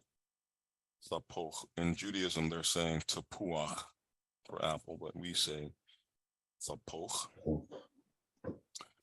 Gal Hatse, and all the trees, Hashada, the field, Yabasho. They withered up and dried up. Che Habesh, or is withered away or dried up. Shashon, the joy, Man, from Bnei Adam, the sons of man. So I don't believe this is, why does the prophet spend so much time talking about, trees and fruits, specifically the pomegranate, the thamar, the apple, and then the trees of the field? He's using these to describe not just literally how the land would be affected, but also the people, because a people can't live in land that's been decimated like this, right? If this is literal, the land has been decimated like this, this also means that it can't support human life. So the prophet is also telling you that the people will no longer be able to survive in the land, they'll be evicted. So he's talking about the misery and the suffering that the people will experience now that they're cut off from their land. Okay, and that's from the Roman times all the way down to today. Whether they know it or not, whether people realize it or not, whether they know who they are or not, they are going to be suffering because they're going to be cut off from their land and the produce of their land and scattered among the heathens. Line 13, Chagaro, gird yourselves, wa Sadampo, and mourn, Hachanim, the priests, Helelo, and howl, Masharathe, the servants, Masbach of the altar. Ba'o, come, Leno, and prostrate or lay down, Bashakem, in sackcloth, Masharathe, Alae, servants of my God. Hey, for Namanai, it has been withheld, Mabeth, from the house of Allah, Mancha wa Nasach. So this prophet is he's emphasizing that this army is going to terminate your life in the land. It's going to cut off the temple. There's no longer going to be any offerings and sacrifices at the temple because the temple's going to be gone. Kadasho, Tzum, sanctify a what? Tzum. Fast. Kara'o Chatzara, call for a restraint. It's like everything must stop. Asapo Zakanim, gather the elders. The elders. Chal Yashabe Haaretz, All the All dwellers of the land. dwellers of the land. Beit Ya'u, to the house of Ya'u, Allah Echam. Your deity, your higher power. Was Zyko al Ya'o. And cry out to Yahweh. Okay. He's telling this to his own generation because, maybe if these people repent now, some of this disaster can be avoided or minimized. This is the way you would say, oh shit. Alas, Layom, to the day, Che Karob Yom Ya'ov. Yom Yah. Near is the day of Ya'ov. Now you don't say the day is near if what you're talking about is thousands of years into the future, right? He's not talking about something that's going to happen thousands of years in the future. He's talking about something's going to happen 3 generations from now, from the time he's writing. That's why he says, Karob Yom Ya'od is near the day of Ya'od. Wa Chashad and destruction, Ma Shadeh, from the Almighty, Yabo, it will come. Now he's telling that army is being sent by who? The people being sent by who? Yahweh. Yahweh. Line 16. Ha lo, is it not, Nagad, right in front, Reinenu, our eyes. Is it not right in front of our eyes? Akhad, the food, Nachara, is cut off, Mabeth Alain, from the house of our higher power.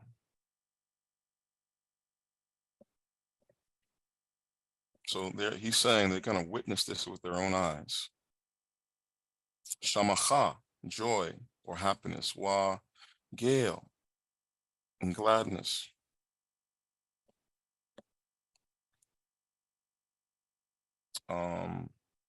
Rabasho.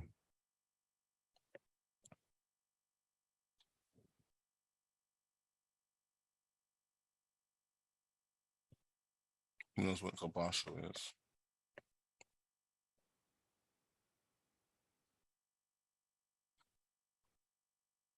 In line 17. It shrivels or it is rotten or it is rotted. Yep. It is rotten. Paradoth is the scattered seed. Thachath beneath. Ma Garapatheham.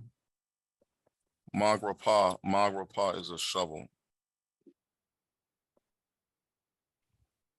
Okay. Nashamu.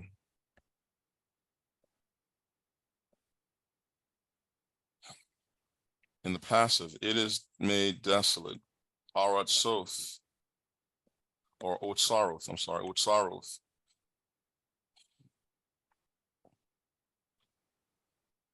The treasures in the barns, or just the treasures in general.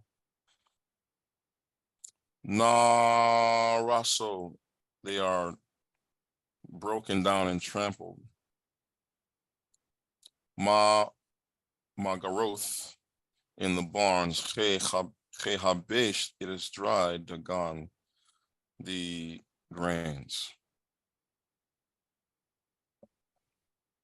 Again, he's not, even though it looks like he's talking literally about seed, literally about barns, he's using these as symbols of the people, how the people are going to be trodden down and,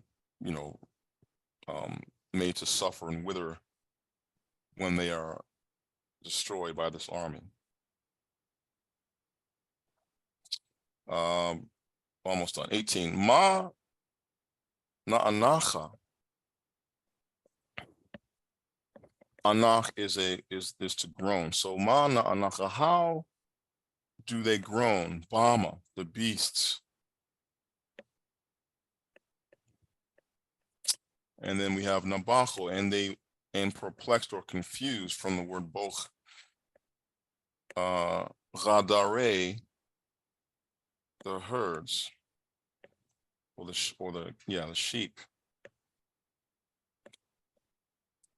Radare bakar, this is the herds of the cattle. Okay, and for there is not marai, pastor, laham to them. Gam adare, and also the pasture on the flock of the sheep, Na Ashamo, has been made desolate. He's talking about the people. And he's using the animals as backdrop, as symbols for that. Last 2 lines. Alecha Ya'o Akar. Alecha Ya'o Akar. To you, Yahweh, I cry. To you, Ya'o, will I cry. Che Ash Achla. Fire has devoured. Na'oth Madbar, the habitations or the pastures of the wilderness. Walaba, and the flame, Lata, is burning Chal Ratse Hashada. All the trees all the wood of the field. All the trees of flame. Now, notice he's talking about flame. Last line. I'm going to go back to that. Gam Bamel, also the beasts, Shada, of the field. Thyrog.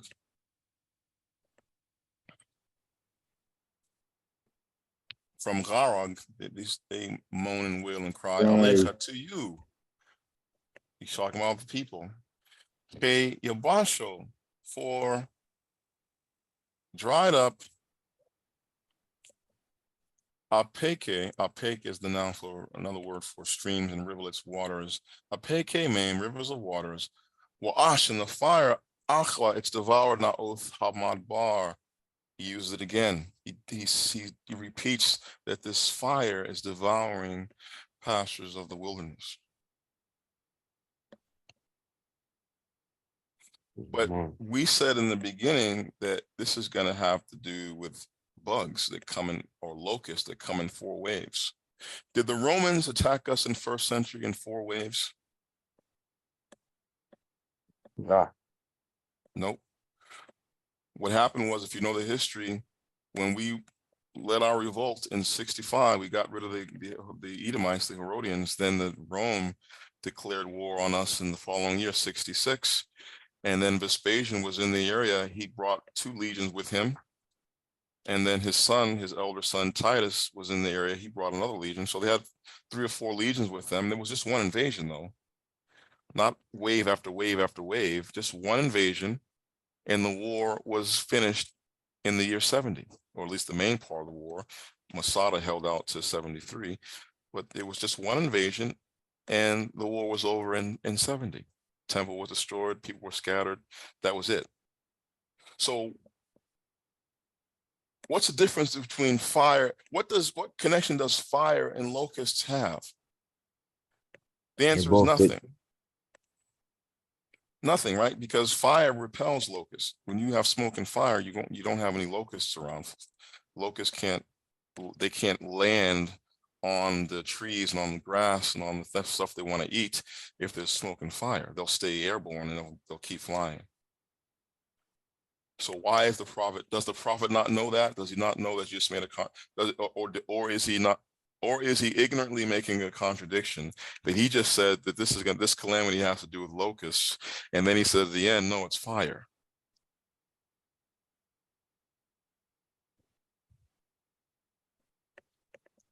Maybe how they consume, like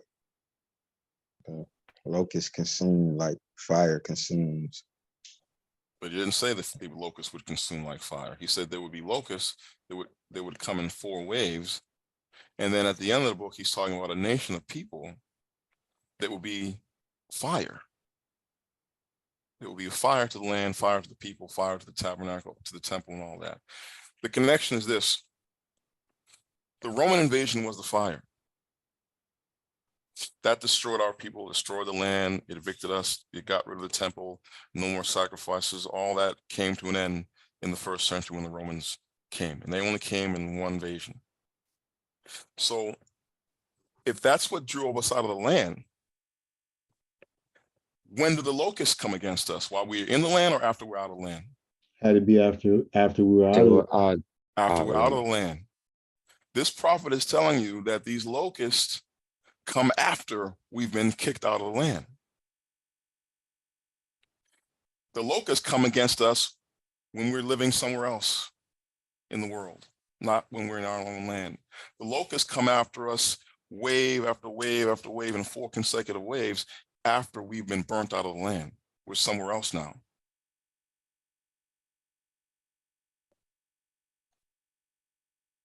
And I'll stop there. That's chapter 1 of Yahuwah. And he's given you a lot. He's given you a lot in those 20 verses. He's telling you where he's telling you when he was alive, when he wrote the book. When did he write the book? He wrote that book 3 generations before For the Romans. The Roman invasion. So would that be first, second? 2nd century BC, something like that. Okay, fine. 3rd or 2nd century BC. So he is after the Maccabean revolt. He's already, that's him, that's history. The Maccabean revolt, that the Greek oppression, he's after that. He's talking about something that's going to happen that's going to surpass that. He said, what I'm about to tell you, your fathers, none of you can compare, none of you can mention anything in history that's going to compare to this. That's why you need to howl, cry, you need to repent, because this is something big. And these people that are going to come, they are without number. But they're going to be fire. They're going to destroy the land and kick you out of the land. But that's not the end of it. Once you're out of the land and suffering, the fate of being among these heathens, you also got to brace. You also got to prepare for locusts coming after you in 4 successive waves. He's telling you all that in chapter 1, before you even get to chapter 2 and 3, where he gets more detail about these enemies. But already in chapter 1, he's telling the people, look, 3 generations from now, it's bye-bye. We're going to be burnt out of here. But that's not the end of it. While you're scattered among the nations and suffering, there's going to come an invasion of locusts in 4 waves. And they're going to devour you one after the other. But the first wave will be get the most, and the second wave will get what's left of that, and the third wave will get what's left of that, and then the last group will get what's ever left over from that. But you won't be in the land when this happens. You'll be out among the heathens when this happens.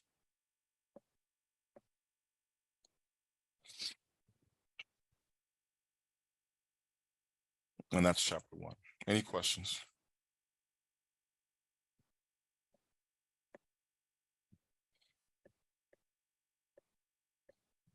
Shalom. Yeah, just a quick thing on verse 15 or line 15, where you have the word and obviously it's an exclamation. Just a word on how that's kind of been preserved as well, in the way we talk today, or I say today in a culture. At least I know Is it me? Can people hear me, or is he choppy too? Am I choppy? Now I hear you. Yeah, shalom. I was just saying, line 15, the first word in line 15, I was just thinking, would it be the same word that is preserved in, like, how, at least I know in JA how we talk when we would more say like that. Or I know even in West Africa still some of them would actually say it like that, like and things of that nature. I'm not too sure if you're familiar with that, but if you are, would it be the same expression that we see in line 15? I was not familiar with that at all. But it is, we would pronounce it as like a really exasperated that's like how we would say it. It's That's very it's interesting. Expression of doom. Khan. Shalom. Yeah, but we say but it's for like our kids not to touch something. Like I said all the time to my little younger boy, I say I don't want him to touch something. But you said to me, oh shit, my man. Well, I was being facetious. It means like, oh boy, or this is bad. Here it comes. Okay. Here it comes, exactly. Zahara got her hand up. Shalom. Yes, I was wondering, is there a way to listen to this class on playback? Because my mom wasn't able to join in. Whoever If- has if- the recording, I didn't record it, so I was gonna say, if Oh, she's got if she's joined in a tribe, she can go to her Nashe. That's one of the other perks of being part of a tribe, is that you can always get your recordings from your Nashe. okay. Thank you. Okay. anybody else?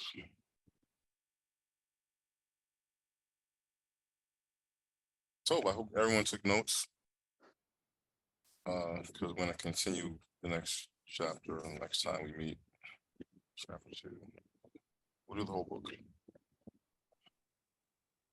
Shalom, my bang. So, I don't have a question. I just wanted to I've already shared this earlier with in the Nashe chat and with my tribe. I just wanted to just inform everybody. I had a follow-up appointment with my doctor today. My surgery is scheduled for June 21st, with a short recovery time in the hospital. And after that, Jate and I are good to go to make our plans to make our exodus. I just wanted to let everybody know that. Appreciate everybody's prayers. Oh,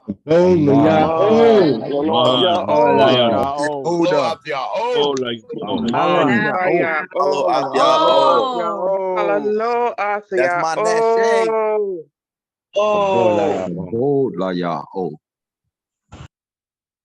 Come on. I don't really. I'm so overcome with joy. Like it's just hard to even express it. You know what I mean? Like it's kind of been surreal. A surreal day for me. But obviously, hallelujah for getting us through this very, very long and trying 2 years. But we're almost at the finish line, and I just want to thank everybody for your continued prayers and support for us. Shalom.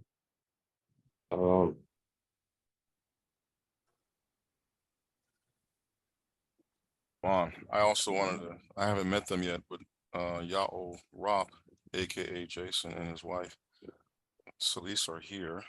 So I praise Ya'o for their safe arrival and to joining the wilderness community. And I hope they've got it getting caught up on their jet lag rest. And I look forward to meeting them in person. And we got another arrival next week. It just doesn't stop. Yeah. So hallelujah, Ya'o. Ya'o. Hallelujah. All right. We're gonna have a men's meeting tomorrow, Mabane, on Yom Akhad, or yeah, weather permitting. And the only reason I canceled it because it was raining, and we can't all fit in my house anymore. There's too many of us, so we have to go outside in the patio. And if it rains, then can't do that. That's why I'm in a rush to get the school open, because we really need the space now. There's no place else for us to go. We're too big. There's too many Negroes. So I'm on. Good thing, but yeah, we got to get that school. I want it done immediately so that we can start having our events there and everything. Will be the hub. What time tomorrow, Mabane? What time is men's meeting tomorrow? Oh, we'll have it, weather permitting, the same time we were supposed to have it yesterday. 11th Ashamar. Shalom. Shalom. And also, weather permitting, next week we'll probably plan a trip to the waterfall. I've been promising that, and it depends on the weather though. We'll do that. That should be fun for the kids. And for you people who like taking risks with your lives, you can do that base jumping from the top of the waterfall into the depths if that's your cup of tea. It's not mine.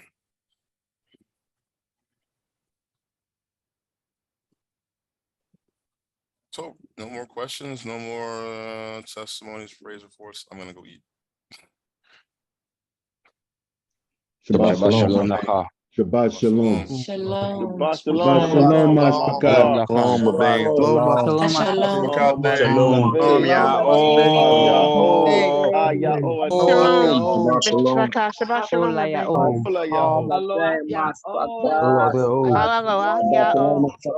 Hallelujah, Shabbat shalom, mashpachate. Kabod la ya'o. Shabbat Shalom. Shabbat Shalom, Shalom, Maspaka. Shalom, shalom.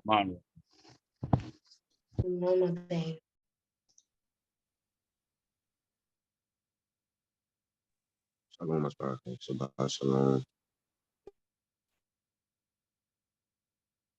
Shabbat shalom, my baby.